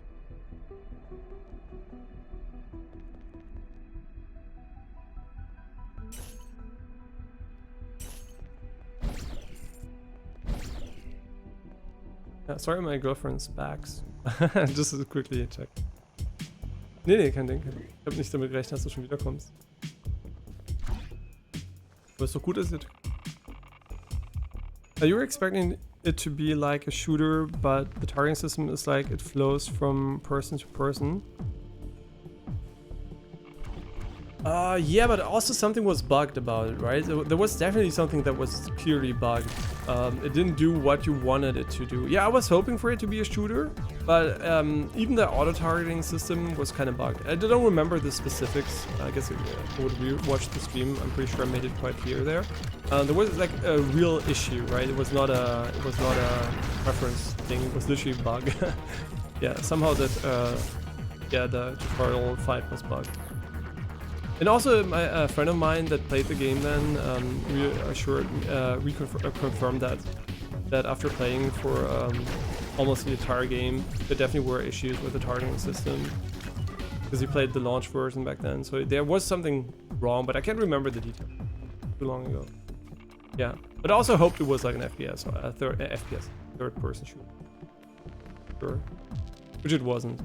Yeah, come on, $5 for saving my life would be quite nice. Yeah, activate this one. It wasn't bugged, you wanted it to focus on a person, you wanted to focus it, but it kept switching targets when the other one was hit, and you were mad about it. Yeah, but didn't they fix that? There was something that shouldn't have worked the way it did, and if it was not a bug, then it was terrible design. So it's still the same. I'm not 100% sure because I didn't play it since then, but I'm not sure. If I revisit it and I still have the problem, you know it's the same, right? I will always have the problem in that section. So if we do that section again in maybe a year or so when I have the new PC, then I'm gonna tell you if it's actually design fuck or a bug, because I can remember reading a patch note about they changing that, but maybe I misremember. So I actually don't know. But when we play it again, I'll let you know if I think it's like dog shit game design or actually was a bug and it has been fixed. Yeah, but I would have to revisit my video to actually know what I actually said back then. I can't remember. Yeah, so maybe it is by design, maybe it is a bug, but hopefully it was a bug because it was like, I just remember it being really, really annoying and bad.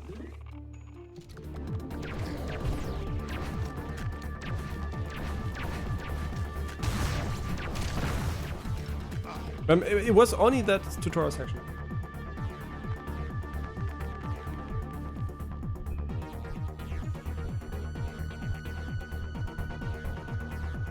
Yeah, okay.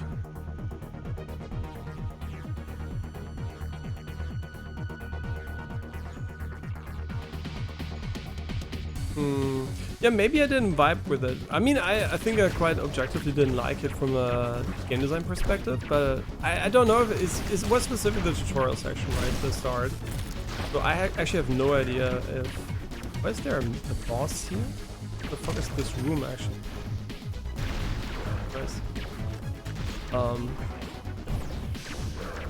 Yeah, I can't actually remember. It did feel bugged, right? It didn't feel like bad game design by memory, but it might have been design and it just felt like a bug. Maybe my brain couldn't comprehend that they designed it that way. I mean, that doesn't mean the game wouldn't have been fun to play. It would have just meant you would have gotten used to the aiming system. I mean, now I'm kind of curious though if it was like something they changed post-launch or not. Because I do remember reading a patch where they addressed the tutorial aiming section.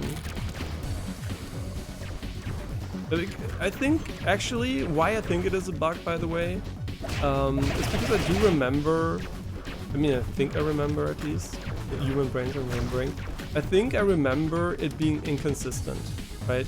So it doing things it shouldn't have been doing.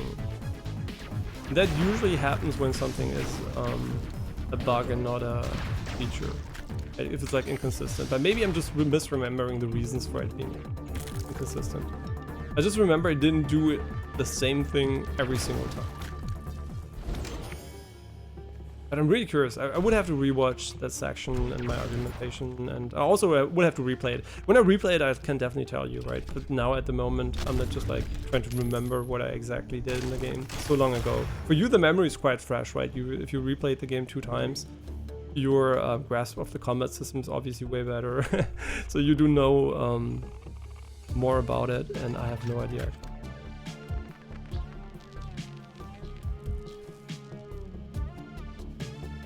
Wait, it's not a great game, you think? Oh, es tut mir leid. Aber das ist doch gut an morgen eigentlich. Ja. But, okay, you think it's... Yeah. Okay, so you think the game is mid, but it's carried by the IP. Really, you think so? Interesting. I wonder if I'll see it like that too, because I'm not the hugest Harry Potter fan in existence, as you might know. I'm just like neutral towards it, like Star Wars, whatever. It's like completely neutral. Even though I did have like I read it a little bit when I was a child, whatever. But I never really. I thought it was a good book, right? But I didn't really hype it or anything. Like I'm in general very neutral when it comes to. There's not a lot of stuff that just gets me interested because of specific lore. I'm more the moment-to-moment guy. So maybe the game actually is... I mean, I think to this day the ray tracing implementation is garbage as far as I know. Yeah, right, it had like terrible ray tracing and the performance was like quite pathetic when it ran. But interesting that you think it's a mid game when you don't have... Interesting, because a lot of reviews I read and opinions I heard about the game was that it was an okay game, maybe? Maybe actually also my friend that played it also said it wasn't that good of a game. But it was a good Harry Potter game. I think he also said something along those lines. That's really, really interesting though. Yeah. That you would replay a mid game just to get the Harry Potter feeling. By the way, Star Wars dead or something? Because like I watched a Linus Tech Tip video where they kind of that like Star Wars is a dying IP, and I mean I guess some degrees dying, not every, but every IP that's like growing. And yeah, so is Star Wars really dying at the moment? Because I'm not the biggest Star Wars fan, so I have no idea how the sentiment is in the Star Wars fan community. There's like Ubisoft's Star Wars games coming up pretty soon, and it would be kind of shitty for them if the hype is dead. I mean, they already butchered the Assassin's Creed. Oh my god, I still can't get over it. It's so fucking annoying, man. Why did they have to fuck up Assassin's Creed Japan? All I wanted is an Assassin's Creed Odyssey in Japan. That's all I fucking wanted. I didn't want a fucking new, weird, shitty approach to hybrid protagonists with different abilities and whatever. It's just, I just like the mix of stealth. Like, for example, Ghost of Tsushima, you can fight and you can stealth. Or also Assassin's Creed Valhalla, whatever. You can just stealth and fight, right? It's like one feature. Why do I have to fucking play 2 characters? And yeah, I just wanted to mix it like in an organic way again. I mean, I guess it gives it a little bit of replayability, but then again, it's gonna be so fucking long that nobody wants to replay. You're barely gonna finish it once, so...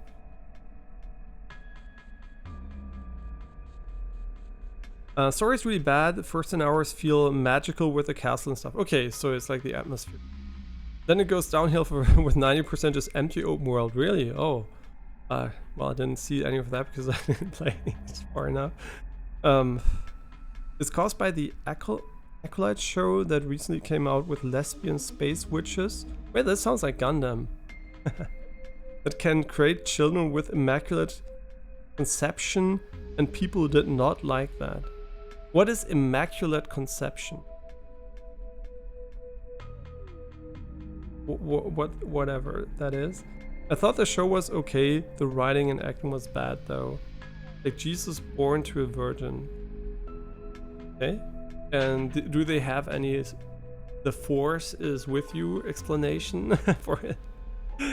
So there must be some lore reasons they thought about it. Yeah, I mean, the weird thing is they kind of are really, I don't know why show writers are like that. Either it's like completely gay or it's like completely hetero, but it's kind of like the organic gayness here and there is like kind of hard again, right? They just like seem to overdo it or underdo it for whatever reason. And I mean, maybe that is because the creators are like obviously biased in a certain way. And I mean, if you're like a hetero guy, it's kind of hard to do organic gay stuff, I guess. And if you're a gay guy doing a show, it's kind of maybe hard to do organic subtle gay stuff. I don't know. So it's kind of weird, right? So it's kind of, we often end up with these shows that are like extremely biased towards, which I don't give a shit about, actually. I don't mind. There are a ton of gay or non-gay characters. I'm okay with both worlds, right? But I just think it's kind of interesting that when a show is gay, it's like really gay, and if a show is not gay, it's usually super not gay. There's not a lot of shows that get like the mix, correct, quote unquote, like just make it feel like less super biased. They're like space witches that dabble in the Force. Okay. Okay, Anakin. I have no idea about Star Wars. I know who Anakin is, but I have no idea what his background story is. So maybe I don't know who he is. The creator is a lesbian. See, that's what I mean. That's what I mean. The creator is a lesbian and plays the main role too. See, that's what I mean. If the creator is a lesbian, it's probably going to become ultra gay. And if the guy's hetero, it's going to be awkward gay, or it's going to be not gay at all. So I don't know. It's kind of really hard because you really would need to incorporate a lot of different writing perspectives. And usually these shows don't have like the diversest, I mean, a very balanced, I guess, writing cast. So yeah, and also then it's really difficult. It's not an easy problem to solve, actually, because you need to have like equally participating people with a lot of neutral perspectives in a way. It's kind of hard. It's really hard. Yeah, that's why I think a lot of shows fail to make it feel natural and not weird. It's all, yeah, it's kind of weird. But then again, this sounds like a really weird situation with like chilling with that. Like, that's super weird. I mean, I don't care actually if it's well made. I don't care. It's just like the premise sounds like kind of a bit forced. Get it? The Star Wars forced. They had the Squid Game guy as Jedi Master who was good. Oh, really? So they had a Korean Jedi Master. That's interesting. And you didn't mind that stuff too much? The writing was just bad and the actress stiff as hell. Yeah, that's obviously if the writing's bad and the acting is bad. Yeah, I also don't care about that, right? If the premise is good, it can be weird, and if it's well executed, who cares? But it just often feels like they're just trying a bit too hard to, you know. I mean, I guess it's okay if you're like, if you want to see something you would have liked to see in a movie and you never saw it before, you want to make it, sure, fine.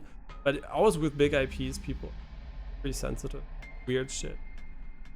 Although that doesn't sound too weird to me. I mean, it sounds pretty okay. But I guess maybe from the perspective of Star Wars lore, that poly monster on my back. See, that's what I mean. Isn't it great? I have a poly monster on my back now, and I don't know what it does. Isn't that great? I love items in roguelites. Actually, this game does a great job of explaining items usually, so it's very rare that you're left in the dark about an item. It's not like Isaac where you need a wiki to play the game if you don't know what you're doing. Yeah, Isaac, and also there is not a lot of negative synergies. So one of the reasons I actually don't like Isaac a lot and I don't recommend it to a lot of people these days is because Edmund McMillen is a fucking bitch. No, I'm joking. He's a nice guy. No, Edmund McMillen is fine. The reason why I don't recommend Isaac too much these days is actually because Isaac has a lot of negative synergy. So you can pick up an item that should be a reward, but it completely destroys your run, right? And that's like, haha, you didn't know that if you pick up XYZ when you have this, you're completely fucked. Oh, better luck next time. And then you go on the wiki and you're like, or you add like a mod that tells you what the items do and if it's bad or not, and then like why even bother, right? It's like it's like an interesting game, but it's also in a way very, very annoying to learn and feels like waste more of your time than it should do. The whole show only had minorities, no white people. The good old white minority. They went like full in and people were mad. It was weird seeing people make kind of racist comments and like that. Yeah, that's the problem, right? The thing is, if you do that and you're gonna play into the hands of racist people like that, because every time something is extremely annoying to the main public, for whatever reason, right? Maybe it's bad or they just find it like kind of weird. Then you always, it's really easy to get like this negative agenda of racism or whatever, right? like, yeah, like just like also like attacking other genders and whatever, right? All these things is really easy when there's like a big red flag, right? And everybody's like, oh yeah, this is shit, and then everybody chimes in and they just like push their agenda then. And yeah, that's why these situations usually lead to very, very negative and stupid comment sections, which because they just bring out the worst in everyone, and then the few people that just fuel the fire, right? And yeah, so I don't like that. The same thing a little bit like also happens in the inverse. For example, I think Harry Potter, obviously J.K. Rowling is a dumb bitch, but she has dumb ideas, right? And that doesn't devalue Harry Potter as an, you know, an IP. I mean, obviously you can maybe see her ideas in it, and you know, if you like super analyze it, there's a lot wrong. But if you just think from it from a perspective, a single woman, I think at least, as far as I know, she didn't have chatbot or anything, just wrote a story she had in her head, and maybe she copied here and there a few ideas, and obviously it's gonna end up super biased because a single person wrote a fucking book, right? I'm gonna write a story, it's gonna be super biased in a way that I only can personally have. So obviously there's gonna be some kind of weird bias in there, but I don't think it devalues Harry Potter. It just devalues your opinions about real life, right? And maybe you can look at her work in a bit of a different perspective and criticize it differently, but it doesn't really devalue the from a general perspective. It's like sad to creators. Someone that's really garbage can still create really cool stuff in the work, right? From a criticism perspective. I mean, there could be like a guy that cures cancer and is the biggest piece of shit in the world otherwise, right? Doesn't mean curing cancer wouldn't be pretty nice, right? Yeah, but yeah, it's kind of interesting though that the people are still like offended by these things. I mean, I guess, I don't know, you get so many shows, most of them are missed, you know, for whatever reasons, and who gives a shit if there's another one, right? It's just unfortunate, and this merging IPs is not a thing anyway. It's just about money, right? Everyone who thinks there's an IP that's sacred, every single IP just gets, I mean, look at the fucking Olympic Games, right? You had Mario and Sonic at the Olympics. Now you have NFT blockchain mobile game, right? And that's how it goes, right? Money first. And so no IP is holy enough, right? I mean, that's why I will always like talk positively about games that don't do that shit. So this game, for example, a lot of content, DLC is priced very fairly at I think 4 something, and no weird shit. Buy the game, you get the game, and they made after the game was released, and they didn't make a fuck ton of money. They didn't make a free DLC, they made a DLC. And there's a big difference, right? If you make Stardew Valley and you make a fuck ton of money, you can afford an infinite amount of free DLC, right? It's just free content you can put out there. You don't have to, but you can give back, right? Because you're rich. But these devs probably aren't rich, so asking for money for more content is perfectly fine if you're not rich. Just because a few indies are so successful that they could add a lot of free content, not every indie can afford that, right? If you're a small indie, you have to ask for money for work, right? Just because you're like rich and successful and can give everyone back for free, that's not the case. So you can never hold anyone, you can't compare this game to a super successful Roguelite, right? Because it isn't. It's a really good game, but it didn't see as much money as Dead Cells or whatever. Enter the Gungeon. So they are in no position. I mean, Enter the Gungeon also did, but they are not in a position to give away as readily other devs. Even though there have been a lot of free content up. Just the big deals. Okay, I don't know what the fuck I'm doing. We're not dead, which is good, right? Did we fight the boss? I'm in full autopilot mode. I have no idea what the fuck. We kind of killed the boss. I guess let's go. Also like the level transitions, that they're like different.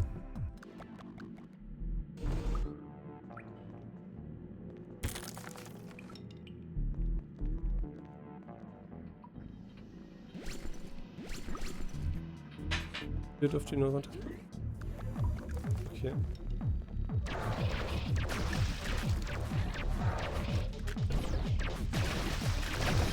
Okay. Oh, was ist ein Runtime?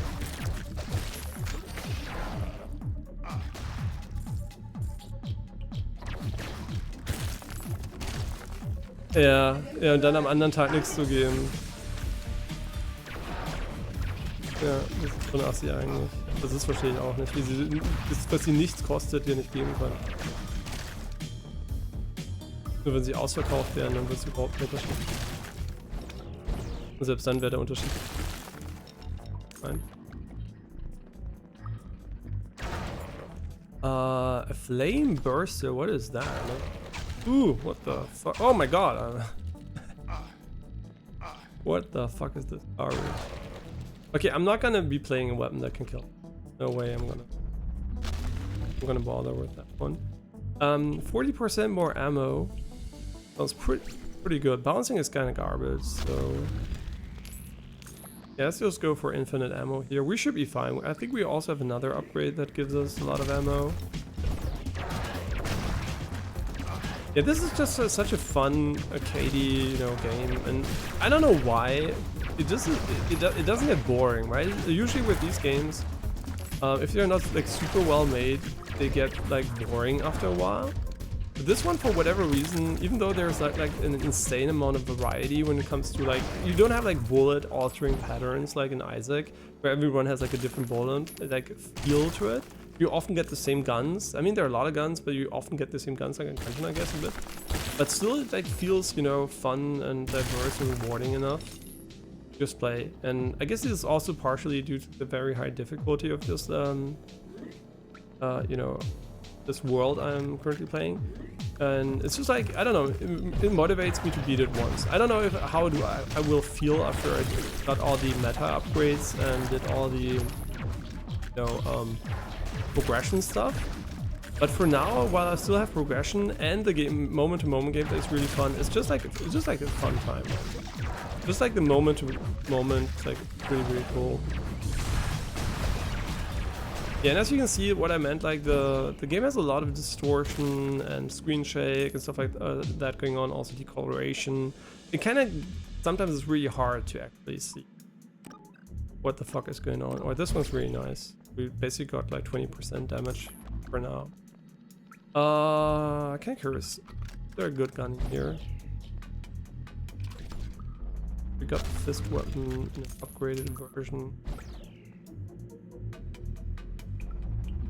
Golden gun. The golden gun obviously the reference to the new game from Hitman. Yeah, I'm really sad actually that they're working on the James Bond game and don't have a lot of resources for the Hitman Absolution at the moment. It's really unfortunate because I really think Hitman Absolution is like a potential 10 out of 10 easy. I mean, it's already a 10 out of 10, but it could be easily like a 15 out of 10 if you invest into it. I think it is one of the most potential I see in an existing game idea without significant improvements necessary. You just need to change. I guess you do need to change some stuff, but you could make it so much better with a minimal investment. And it's really sad that they're working on James Bond, which I guess is a lifelong dream for them, and it will also probably be a good game. I think they're gonna nail it, but I just think it fits their what they've been doing right. They made Hitman, and now they're gonna make like a James Bond themed Hitman. Basically, that's gonna work well. I think if they're not gonna make it weird with action sequences, which are like awkward and stuff like that, I just hope they literally make James Bond Hitman, right? With a little bit maybe of one touch, but yeah, I just hope they're not gonna make some generic action game. That's alien tech that I don't need.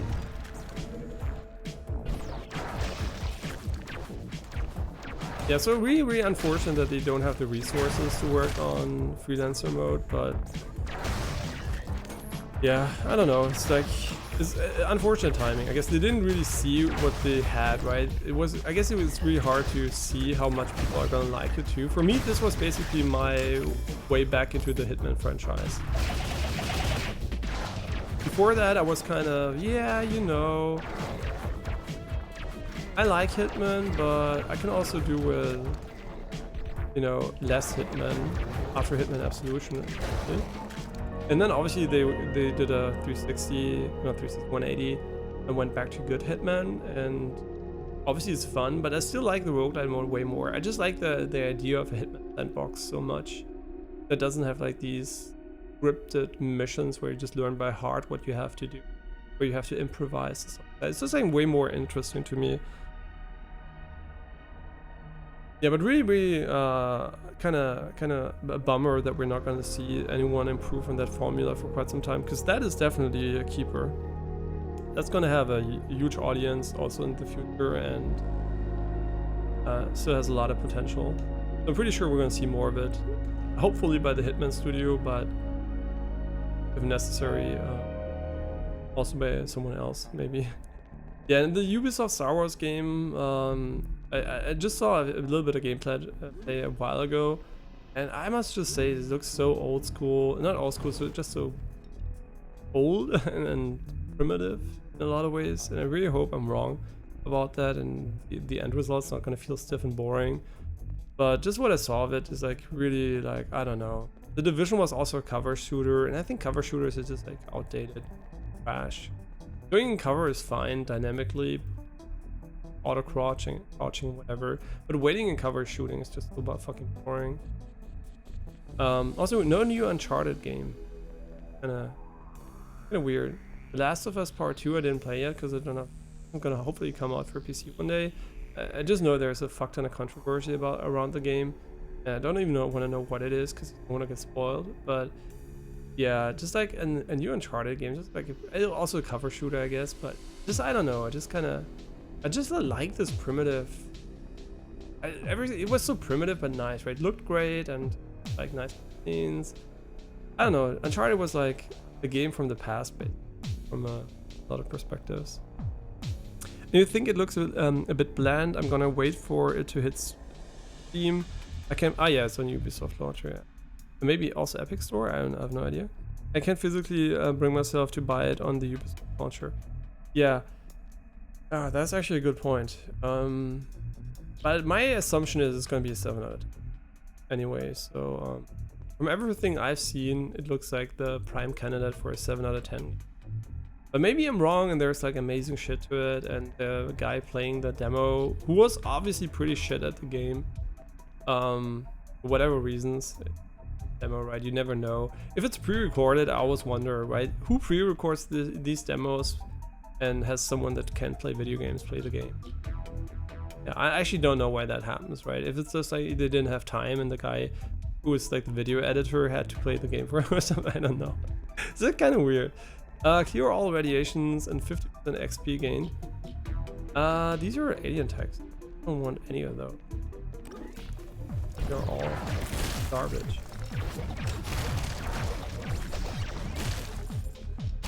And also the sound design of this game is kind of nice. The surround sound really is a really crunchy sound design. I don't know how to call it, but it just feels nice. The music is a bit generic, I guess, you know. We have really memorable tunes or anything. Unlike the other roguelite we're gonna probably try out tomorrow, I'm just gonna show it to you. The Prince of Persia Rogue has like, I think, in my opinion, and I played the Elden Ring DLC, so from all the games I played this year, I would have said like Elden Ring DLC should probably win best soundtrack.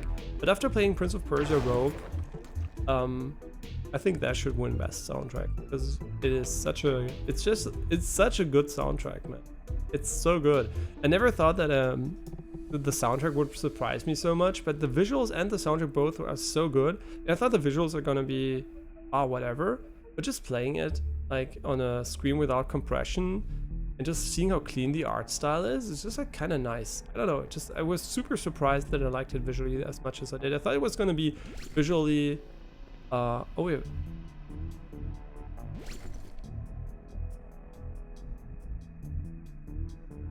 Wait, this is like the better version of this. Maybe we shouldn't have destroyed it. Yeah, I really was surprised though that Prince of Persia Rogue was such a audiovisual banger.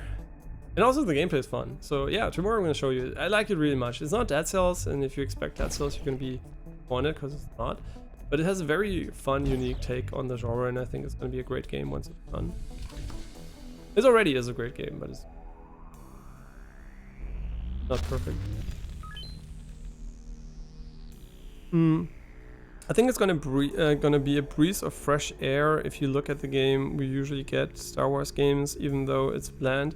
I mean, we've got a Souls-like Star Wars game, right? Which runs like shit, which is why we never played it, even though it was free in the Xbox Game Pass, because I just can't fucking take playing a Souls-like with bad performance anymore. I mean, 60 FPS I can take, but stuttering, fuck off.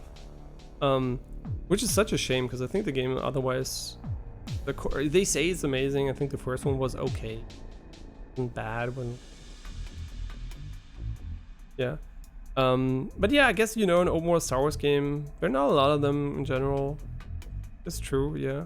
Also, the James Bond license, by the way, is a pretty rarely used license, right? I think they're being very, very, you know, defensive of the license, which is nice, right? I don't think there is a lot of super trash in the, I mean, at least these days in the category. So, you know, I'm kind of hoping for that to be great. And Ubisoft already sent out keys for testers and allowed them to post like 30 minutes of footage. Oh, okay. I completed a Jedi free game though, and it's basically like an Assassin's Creed game. But is it though? Is it really an Assassin's Creed game? Because it is a third-person shooter, right? So is it really Assassin's Creed, or is it like just the game meta structure is like Assassin's Creed? Ooh, that's like 50% damage to bosses. Another one. Oh baby. Oh, that's like crazy. Oh, we're gonna melt these bosses. Nice. Maybe we're gonna win actually. I don't think so. I die so quickly. No matter how much damage we do, we can take a few hits and done. Awesome. I mean, we do have dodge. Maybe we get lucky. You know, actually, I really want it to be good, obviously. I never want games to be bad, so just, I'm prefacing this that I'm not being cynical. I actually like Ubisoft games. The biggest fuck-up they had, in my opinion, recently was just like, the way they basically approached Assassin's Creed Japan, which is the one, you know, Shadows. I'm just gonna call it Assassin's Creed Japan. I think like that was such a big L just from the get-go for no reason, because just like it kills the hype, right? You want to have an immersive Japan experience, and they're just like literally giving you Clown Fiesta storytelling from the get-go. And then suddenly, you know, they're always like, oh, we try to be historically correct. And now that the Japanese, you know, even the Japanese government basically took a statement that they don't give a shit, but they did, you know, put out a statement. And and they basically now they said, yeah, we don't actually care too much about a story. It's just about authenticity. It's just a game. And I'm like, so what now? Is it supposed to be authentic, or is it just a game, right? I don't know. I think they do want it to be authentic. So it's kind of weird to have this weird design there, but you know, hopefully it's gonna be fun anyway. But it's gonna really, really destroy my immersion for sure. It's just like kind of weird, especially since it's not like a small.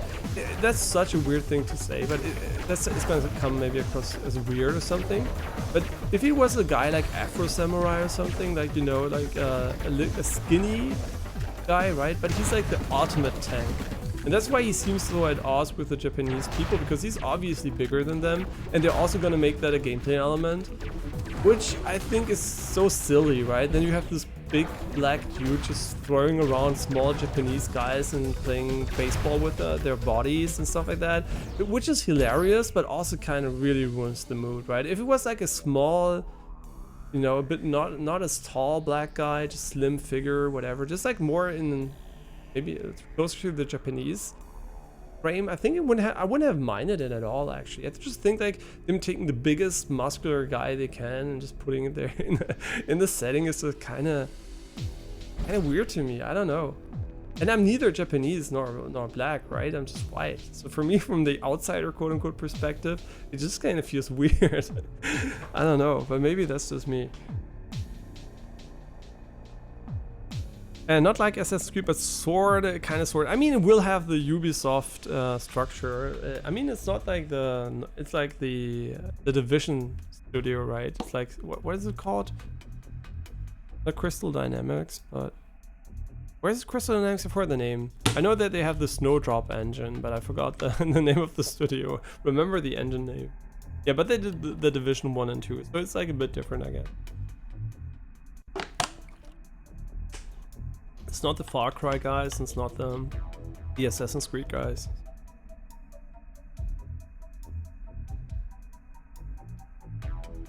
Yeah, but after this run, I'm gonna call it for today. It's just like meant as a little demonstration of this game. I guess it's the worst demonstration ever since we're taking like 71 minutes for one run while talking about random shit. But hey, we beat the almost final level here, so yeah, we don't need the mod slot here. Getting more HP is whatever. We have 100 HP. I don't know if it's capped at 100 or if it's just like random. Yeah, I don't know. Assassin's Creed Shadow was one of, you know, I was so looking forward to it. I was literally, when I saw Valhalla and Origin and Odyssey, I was like, holy shit, give me that in Japan and I'm happy, right? Just add a little bit of Japanese flavor to it and everything's cool, right? You don't need to reinvent the wheel. And it kind of did the only thing that really ruins it for me is like making the main protagonist not authentic. This is the only thing that kind of could have ruined it for me. Yes, I didn't know about that, right? I didn't expect them to do it, so I never thought about it. But from the get-go, it's just like, I don't know, it's a way bigger deal in my mind than it should be. Not because, you know, you can say, ah, you're racist, you don't like black people. That's not at all it. It's literally that I just don't feel like it's immersive in a way, right? I don't want to have a skinny white guy there, right? I don't want to play, that's going to sound really mean or something. I don't want to play a 160 white guy there either, right? Like a tiny dude that gets thrown around by Japanese people. I also don't want to have that, you know. I just want, I don't know, I just wanted someone Japanese, I guess. When I'm playing Assassin's Creed Japan, right? Like, it's like when I play Assassin's Creed in Italy, I want to have Ezio, and I don't want to have, I don't know, Atsumo, whatever what, right? It's the same thing. I don't want to have a Japanese guy in my Assassin's Creed Italy, right? So in a way, that's what I guess what annoys me is that they kind of did the exception there, and just doesn't. If they did it always, I would have expected it. But they just randomly just, I don't know, just took a dump over the atmosphere for no reason. And maybe it's gonna be better than I think, right? Maybe I'm gonna play it and I'm gonna be like, oh, okay, it's goofy and funny, or maybe it's engaging and I really like it. But just like in my head, even though I didn't play it, right, I just saw stuff, it feels worse than it should actually. And I have no idea why it's so annoying. Maybe it's just because I was so looking forward to Assassin's Creed in Japan, and it had this Henshu image in my mind, and just like, I don't know, just taking a dump on my, I guess, imagination. Maybe that's what I don't like. I don't know. But for me, it's definitely more annoying than... Not really annoying, just like more disappointing than... It's called Killer. And I've never seen this weapon before. It's a knife that you have to charge. It looks actually fucking bad to use. It has 0 range. And we need to heal back up too. Yeah, and also it really dislike people just pulling a racism card. Ah, you don't like him because he's black. No, I don't give a shit if he's black or not, you know? I literally don't give a shit. It could be any other nationality, including white. I would mind. I don't know why, but that's literally... I mean, I know why, right? Because it's like Japan and not fucking Europe or something. Yeah.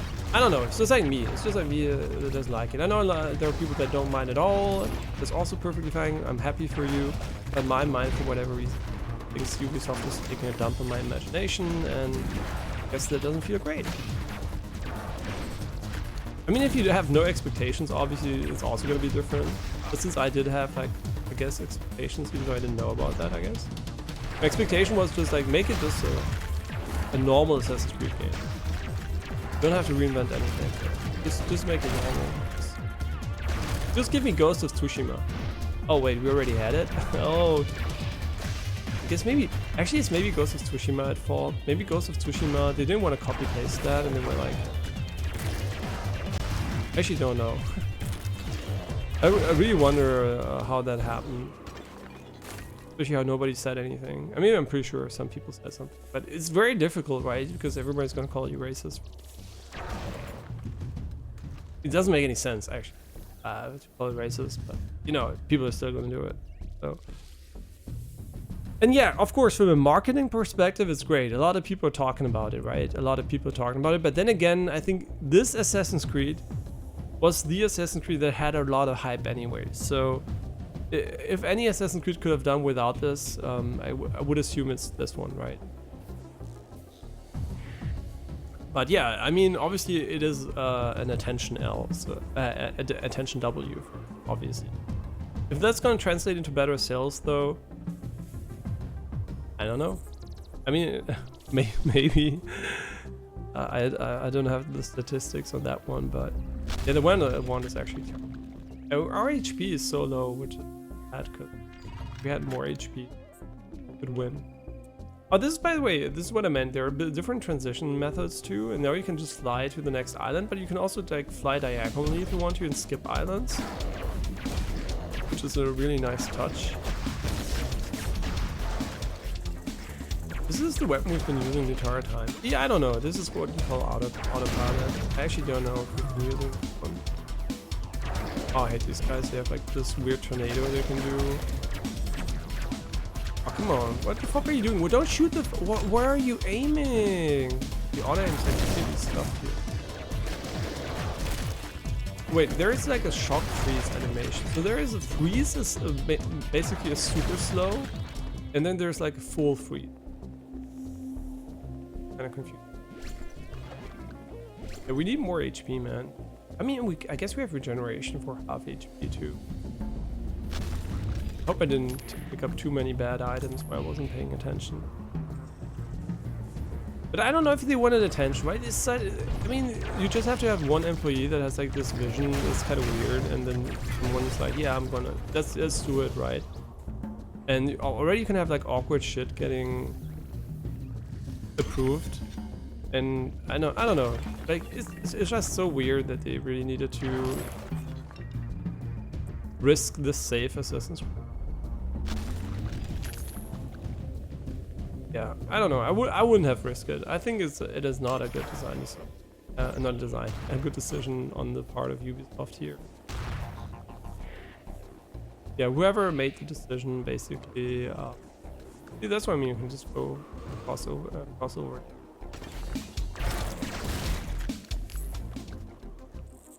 Oh, this is cool. Yeah, you're gonna see a lot of cool stuff because for once I didn't die at the start here. This is where you really can see that they actually care a lot about gaming in general, because they added shit like this. Like, who adds a third-person version? Oh shit! Oh my god! I should have killed them. I don't know what I did. Yeah, basically you have like a third-person mode, and you can actually play the entire game in this mode, which is kind of hilarious. So the game has like a fully 3D rendered engine with like 2D sprites, I guess. And yeah, and there's also another version which is actually more like Mario retro or Sonic retro platforming, like 3D retro platforming too, which is kind of really cool. I actually like that they added that. That must have been a lot of work for a quote-unquote mini game.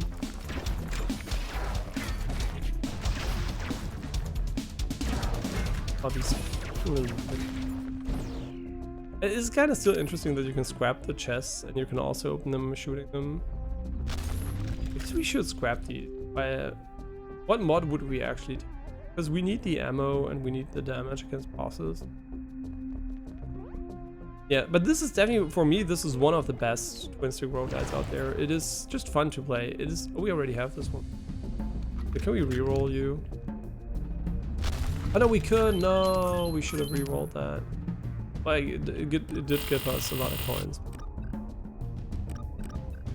Sure, why not? Yeah, it is just really fun to play, and also, like I said, it has co-op, so if you want to play it with someone, also gonna have a good time. We have 3. We should just go in. I think we're ready. I think we're actually ready to fight this guy, whoever he is. Oh. Yeah, there's so many bosses. I played like for 30 hours, and I feel like I've never seen a lot of bosses. Like this guy, for example, no idea who the fuck he is, how you beat him. But some bosses have like immunity phases. I don't know if we're gonna destroy the hearts or what's going on here. Yeah, so I guess we beat him. Also, we can only damage him by defeating hearts. Oh, that's interesting. Can we freeze them? Because bosses you can usually not freeze very long, but their minions you can. So yeah, we can. Oh, this boss is really weak against freeze. Oh, yep. Yeah, so freezing them is really good here. You can get hit while you freeze people, but you can also dodge while you... Yay, what an easy boss actually. I mean, I guess we can't hard counter them. 10% damage. Pretty sure, why not? I don't give a shit about the weapons. I really like the weapon we currently have. I think it's quite optimal. Smalls, I mean, we could take this one instead of the ammo. I kind of feel like the stun doesn't work against bosses anyway, as far as I know, and if it does, it's going to be very, very short, because it has like significant reduction for bosses, which is good, right? So you can't just stun lock them. And this game has such a unique art style too. It's just, I don't know, it's just, this game for me is like fun, right? It's like, not a lot of games are just pure fun. A lot of games have tedium in them or something. But this game is just, for me, it's pure fun. Like, the art style is fun, the sound design is fun, the game design is fun. Yeah, it's just fun, right? It's not maybe the perfect game in every, by any metric or so, but it has so many good elements just coming together. It just feels fun to play.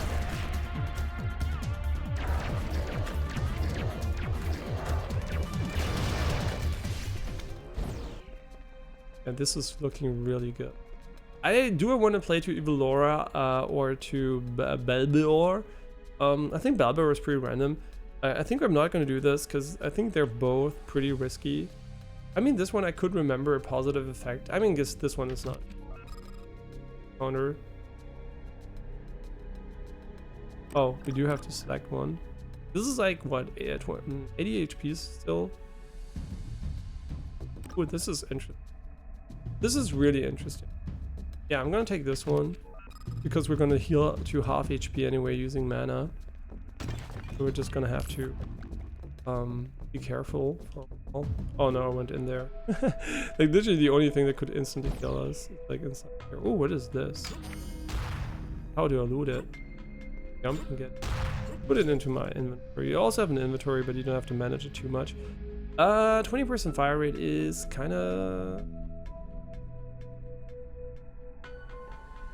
garbage, honestly.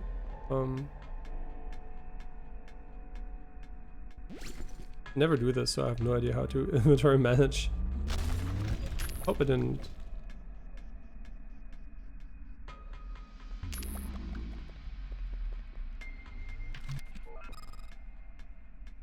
Okay, nothing happened. Yeah, I don't know. This is just it's a wholehearted recommendation of mine. If you like these types of games, you're gonna have a good time with this one. I mean, obviously you can maybe has a bit of a learning curve at the start, just like getting the feel of the game. But I can guarantee you, if you spend a little bit more time with it, you're gonna have a good time. Unless you are interested in really specific things in these games and only like Enter the Gungeon, you only like Isaac, whatever. If you like the general idea of this genre, again, you're gonna have a good time for sure. Otherwise, no idea. I mean, are you gonna play this for 1,000 hours? Probably not, right? But I guess you can easily get 50 to 100 hours out of it if you want to unlock everything.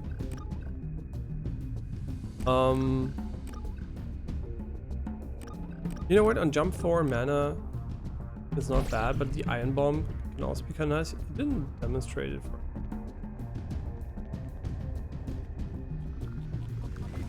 I think this one's percentage based. But maybe it's also, and you know, it's really hard to tell if it's percentage based or if it's actually just scaling with the levels you're in, because you get more HP the further you are into the game. I've never seen these enemies before. Like, I played for like what, 40 hours and I've never seen this enemy. That's what I like, right? New difficulty, new enemies. That's nice design. Why do I transform them into pigs? Wait, I have this weird thing. This is a thing on my back that transforms enemies into pigs. It is, I think. Oh, that's cool. And it also does damage. Oh, nice. And obviously I also didn't get far in this mode that much. And I guess, you know, the hard start makes it all the more rewarding if you get stronger later on. It definitely feels good to finally be able to do. Why don't you die? Huh? Immune, I guess. Whatever. Oh no. What the fuck is this garbage? Are you kidding me? Well, hope we're not gonna get on spikes. Oh, we get this for that. Oh, I thought it was.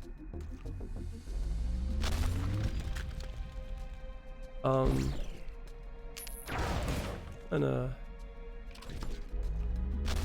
I don't know about this one. I mean, I guess we just have to avoid spikes. I guess easier said than done sometimes. But this level doesn't seem to have too many spikes. Oh, by the way, let's talk a little bit Zenless Zone Zero difficult. It is roughly in the ballpark, I think, of Genshin, but actually, I mean, the late game content, right, is like Genshin a bit harder in more skillful. I think it's like the more skillful version of Genshin, and it definitely you need to learn to parry and to dodge more than in Genshin. So I guess it's harder than Genshin, but it feels not much harder, but it actually feels like it is skillful, right?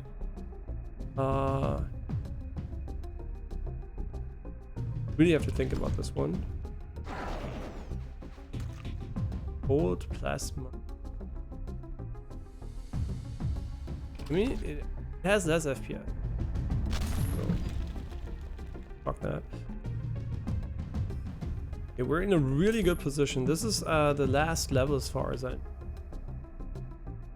So we should be up against the final boss. Now, I guess. If I'm not wrong about that. I might be wrong, but I think this is the last level. Wouldn't that be funny that I actually beat the game while talking about random shit while not beating it off stream? Is this the proof that I'm actually better on stream than off stream? Although I think I'm worse on stream than I'm off stream. This is like I probably have a good build and everything. Yeah, I think mana regen is great because we're gonna heal permanently with that if we don't insta die. Never mind, it's not the last level. The last level is hell, I guess. Noob getting that. It has been a while since I've been here. -3 for Intershop at 99 coins. I will. This is so bad. Actually, this is so terrible that I will actually. I'm gonna take everything I need. We have curses. We have curses. Oh, I hope you're not too fast. Restoring energy is fucking long.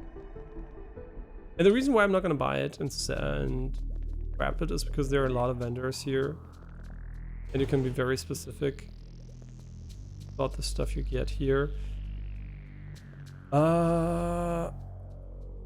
This sounds incredible, actually.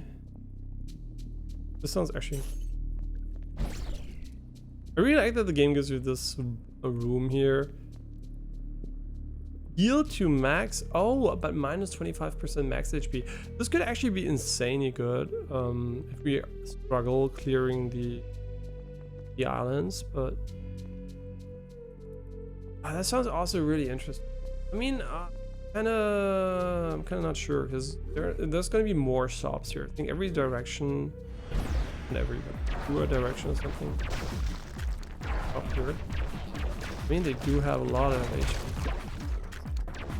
Where's my slow? I hope hitting doesn't mean literally hitting. No, there's a web above them, so we do slow them. I guess slow is not freeze. Freeze also affects their attacks and stuff, I guess. Ooh, 30% damage with but inertial movement. So if you don't know what inertial means, it's basically when you have like, I guess inertial. So your character is like floaty, like he's walking on ice a little bit. But it is 30% damage resist. I'm gonna regret this. I mean, it's not like terrible actually. Like also the acceleration is a bit worse, obviously. I just hope it's not gonna completely fuck them. Yeah, they have to be open for us for them. Yeah, there's a lot going on here again, so I'm just gonna reposition somewhere. So floaty though, movement-wise. Oh my god! Especially after the dodge, it's like crazy.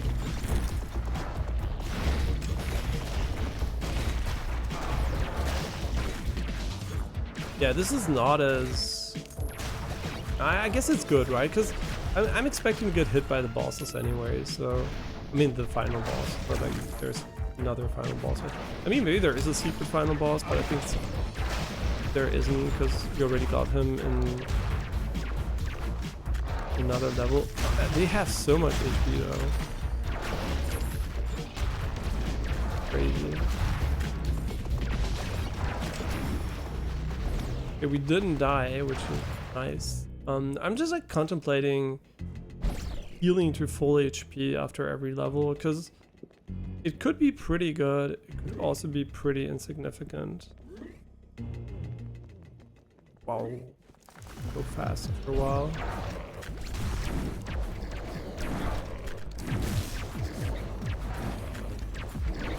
We should make the call quite soon because ending up with 0 HP at the boss is gonna be pretty annoying.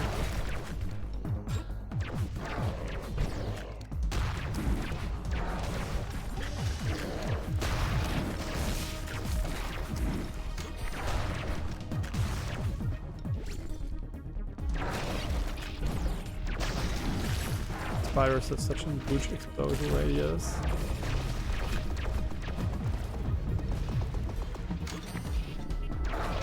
Oh my god, I had to cool down. Yeah, we should definitely buy it. Yeah, now I'm convinced, right? After taking so much damage. Yeah, honestly, I think we would be doing ourselves. That's so good though. Yeah, we should for sure buy it. Where is it? Find? But it is 25, but who gives a shit, right? What is 25 max HP if we don't heal to max after every island? I could have bought it before the boss too. Oh, I'm stupid. Going forward. We shouldn't open the ammunition. I mean, we're pretty close to the boss too. So this island is not... Ah, I fucked my cooldown. Now we're gonna struggle to not get hit here a bit more. I guess it doesn't matter as long as we don't die, but I mean, as long as we don't drop below 10%. Oh, that's nice. I think our build is strong enough. I mean, the build, if we lose, it's definitely on me. In general, I think the game is very skill-based. I don't know how we're gonna kill these guys, honestly, because they spawn an enemy when they die, a spawner when they die. How do I actually kill them? Because I can't TP away either.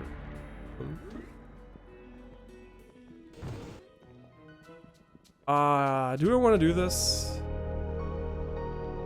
Oh, the recycler, really? Yeah, that's interesting. So we can actually recycle the recycler into...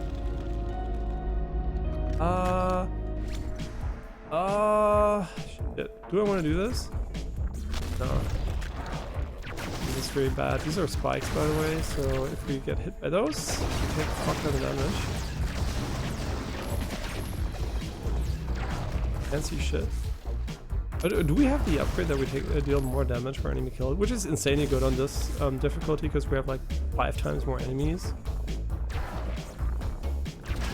Oh my god.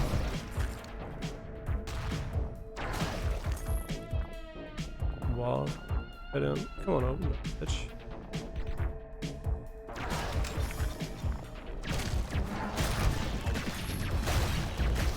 Yeah, as long as we don't go 10% HP, I'm okay with it. So actually we didn't unlock this item, but we have it via the character. Okay, but why didn't we... Wait. Oh no, really? Are we gonna go half HP for the boss because we fucked up the... No way. When you visit... No. So this is gonna heal us no matter what. This is great. Can we buy something here? No, we don't. Okay, this is the final boss. The highest difficulty bar the multipliers. I guess you can add later on. You need to beat the boss. Oh no, this is not the final boss. Never mind. This is the next level is the final boss. Like I said, it's been a while since I've been here. Yeah, this guy's actually, I think, okay. He has like a laser beam from above or something, and then really wants to fuck you, but otherwise, I think he's fine. I don't know where he is, but... I also don't know about the HP bar. There's like this red section that is like, I guess, dots or something, damage over time, maybe? But if it reaches 0, the enemy doesn't die, so I don't actually know if you need to hit him one last time.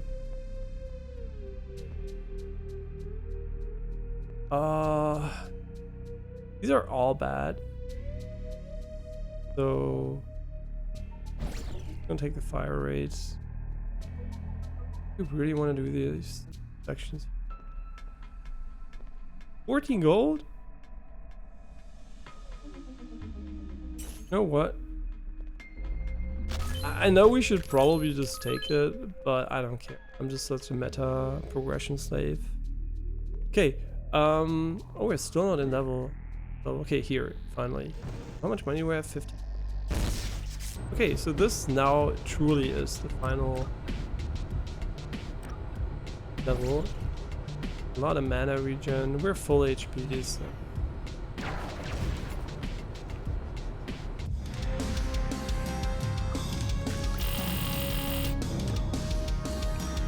Yeah, don't fuck this one up now. Yeah, the game basically gives you full everything at the end, which is very nice. So you never have to worry about reaching the... Also gives you like a very cheap unlock here. Yeah, so you never have to worry about reaching the final boss and not having enough to kill him. Okay, Mega Draculing, one of his first children. Oh my god, instantly got hit during the cutscene. Yeah, so like I said, the game has some little bit questionable design decisions every now and then.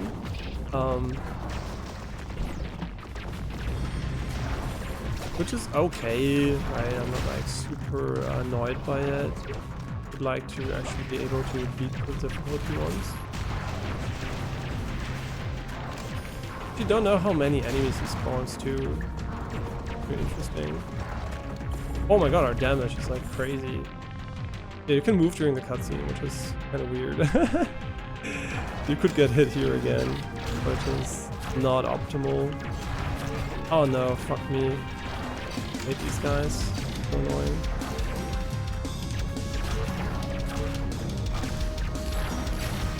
Yeah, we got one. The other one too here. Nice. We'll get a bunch of trash mobs, which we can freeze as far as I know. We're gonna keep the super special, whatever not, against the boss. Could be damageable now. I think I fucked up and did it too early, because now the other guy that's came out of him. I don't know how we can damage this guy, honestly. Also, there's a bug that enemies don't stop spawning after you beat them. It's in a way hilarious and also annoying at the same time. He has a lot of HP and I don't have the energy to kill him, so we fucked up our timing and it will take a billion years. I guess we can kill the ads to get the MP. And then we can use this to fucking destroy his ass. Yeah, that was good actually. Yeah, and we beat the game at the quote-unquote highest difficulty. See, he doesn't stop spawning the enemies. Why? I'm literally getting my rewards here. And I can kill him, right? I can kill him and they will spawn endlessly. Right? And I don't know why. If it's a bug or whatever. So in this text, by the way, you get it every single time after the third world or something. Like basically the story ends. And this is basically the text you get then. Yeah, I mean new monsters, I don't know if that's gonna be the case. Extra X, even really. Oh Jesus Christ, there's a higher base difficulty, are you kidding me? No way, this was already really, I mean this wasn't hard at the end obviously because our build was good. Really, so there is a higher difficulty that they didn't even show you. Oh, that's crazy, man. That is actually crazy. Like really? It's gonna give me And where is it? Huh? But where's the difficulty? We have Fury we can actually increase, which gives us jump cooldown. That's actually interesting. This is like a modifier that has nothing to do with the base difficulty, which is kind of weird. So we can do it wherever we want, but where's the Fury X difficulty? I am confused. Is it here? Is it a new modifier maybe? Wait, they have easy mode, which is not.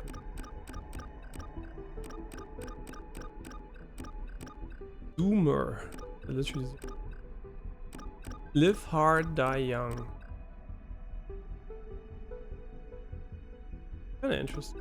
I mean, assuming that you played on the easiest difficulty, it's still at 50% less damage than the enemies right now. Easier mode. Mad Clock. Impossible mode 2. Yeah, I mean, I don't know, need these modifiers. I just want to know where my thing I actually unlocked. Right. I unlocked 114 out of 347 things. Okay, this is what you get: 50 new relics and items for the DLC. Boss rush mode. 40 new bosses, which is insane, but the bosses are not that. I mean, I guess, you know, they're well made, but the readability kind of sucks sometimes, so you might get hit by bullshit. But that's because I guess it's hard to learn them if there are so many. So I guess, yeah, the sight reading is not always like super easy. And some extra guns, right? So that's what you get. And they also kind of added more stuff before releasing the DLC because they felt like there was not enough content in it. So, but it's only $4 something. Definitely, if you like the game, I want to up the DLC for additional bosses. Yeah, never tried the boss rush mode for now. Maybe that's good to actually learn the bosses. Yes. But I am very curious where the higher difficulty now lies. This is the tutorial. Yeah, so I don't know where the difficulty is. I mean, I guess we can go back and do a new run. And maybe there is actually a difficulty. I like that there's a physical way world to access the characters. You can also access. Yeah, am I dumb? This is for sure the difficulty we just played. How would we... Maybe we need to be a higher Fury rank for that to unlock.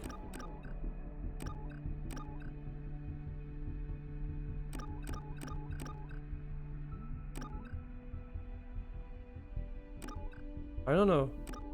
Or maybe this was extra V already. I'm gonna check that out straight quickly. Yeah, so maybe we beat it on the highest difficulty. I don't know what. I'm just gonna quit the game right here. Yeah, wholehearted recommendation if you like this type of game. It is well made and fun, and maybe not perfect, but very, very fun. I'd easily give it. Would I give it a 10 out of 10? I don't know. Something between a 9 and a 10. Depends on.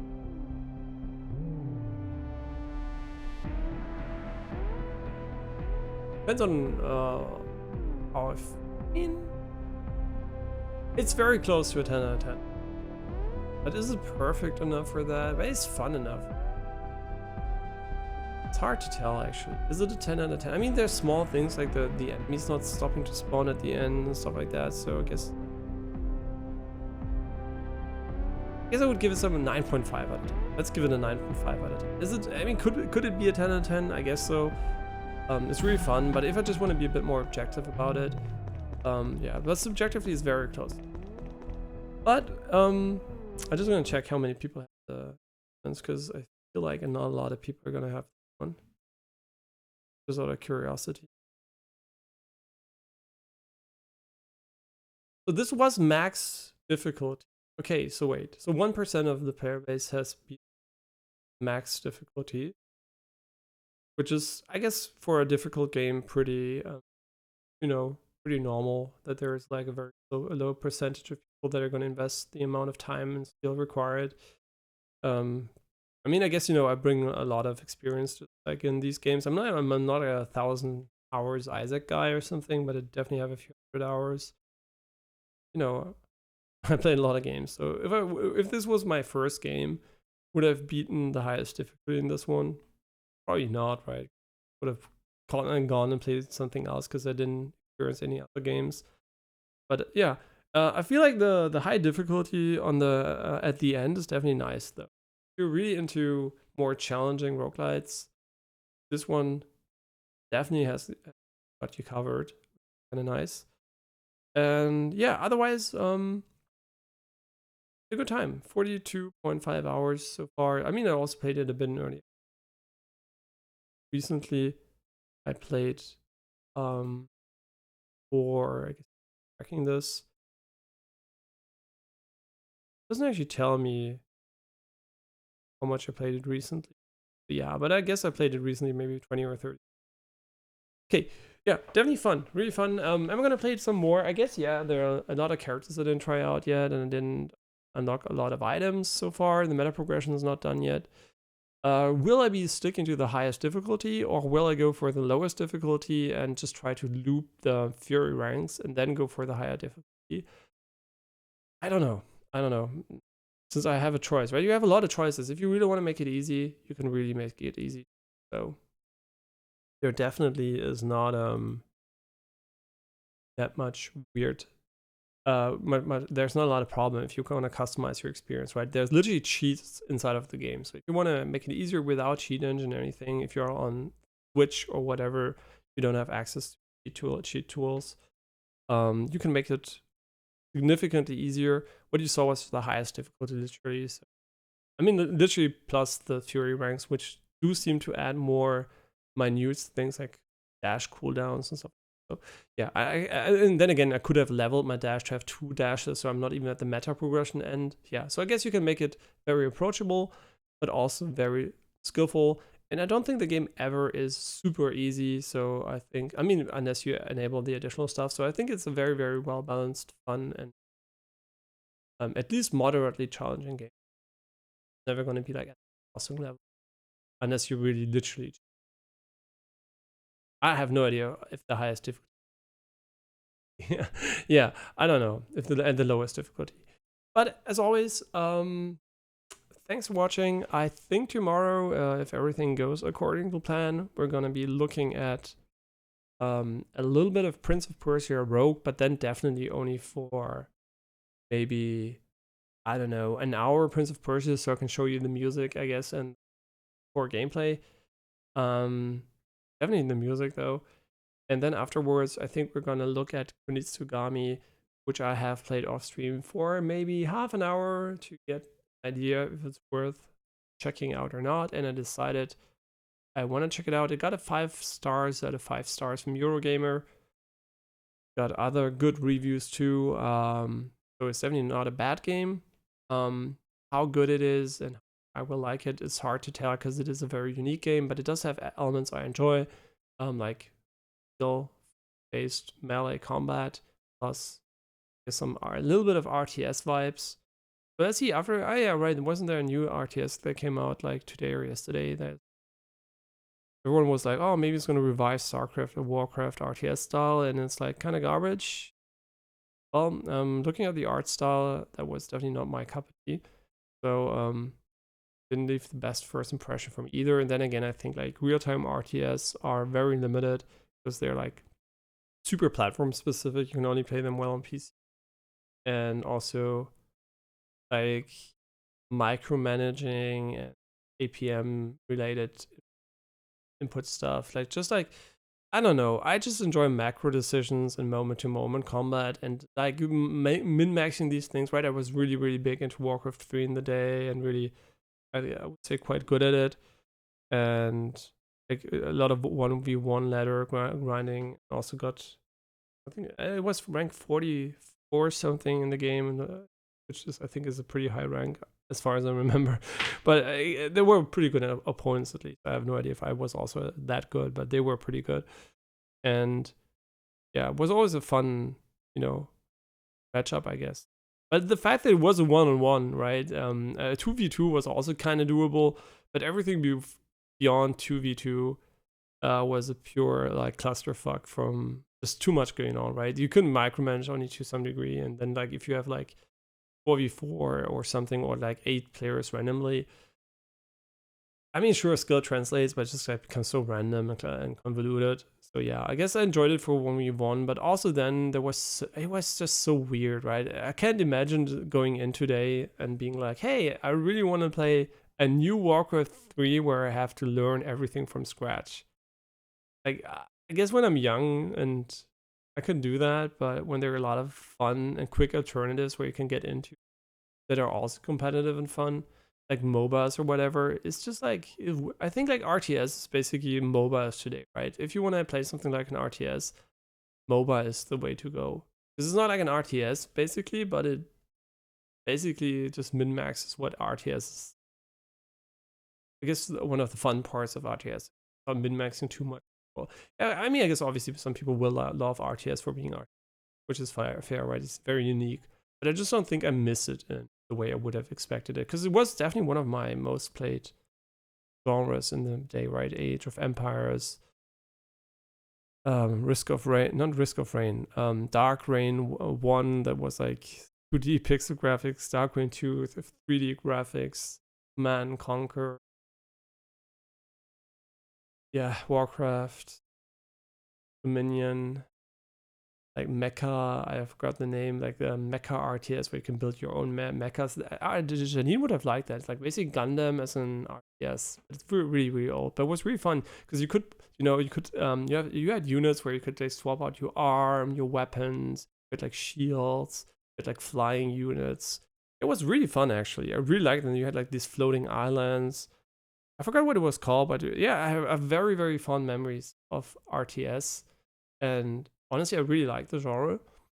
But still, I kind of struggle to get into them. And also, there are others, like there are Billions, whatever, that are coming out recently. But I didn't try that one. I just don't know. It's kind of maybe knowing how much mental capacity you're going to have to put into those games to actually get good, I guess.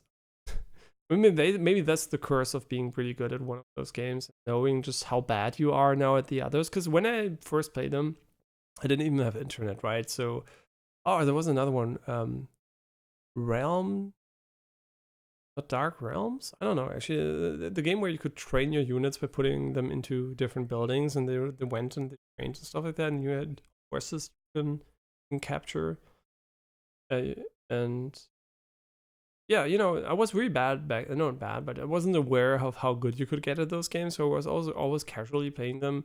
And after being so good at Warcraft 3, I feel like every single time I play an RTS, I just know how bad I am. And that just devalues the experience too. Yeah, I guess that's the curse of just knowing how bad you are. Yeah. And the curse of being good at something at some. Yeah, you're gonna be worse at other things, I guess. I mean, I guess if I picked up Warcraft 3 today, I could literally get good. And I mean, never as good maybe as back in the day, but I could do it again quickly. But just like playing a new RTS, so bad at it. And also Age of Mythology, for example. Age of Mythology, I really liked back in the day. It's gonna get a remake, and I think it would be really fun. But then again, I think like just how much skill I don't have in these games. I don't know. Maybe I'm just gatekeeping myself for no reasons. But I'm gonna see when the games come out, and maybe I'm just gonna one day play RTS again, and it's gonna do click, and I'm just gonna avalanche all the RTS I've been. I mean, there are not many, but all the RTS I've been holding off, especially the remasters. I don't know. I mean, I guess Warcraft 3 Reforged being garbage kind of prevented the fallback to the grind, I guess. Yeah, but I guess it's been like that for a lot of people. But as always, thanks a lot for watching. Thanks again also for resubscribing, everyone. Of course, thanks for the nice discussion, as always. The most valuable thing. I mean, I like your sub, but I like you being here and chatting more. So yeah, thanks again, and I'll see you guys tomorrow for different games. And yeah, I don't know how long, but I'm really gonna try to do a couple of hours. So yeah, thanks for watching, and I'll see you tomorrow. Bye.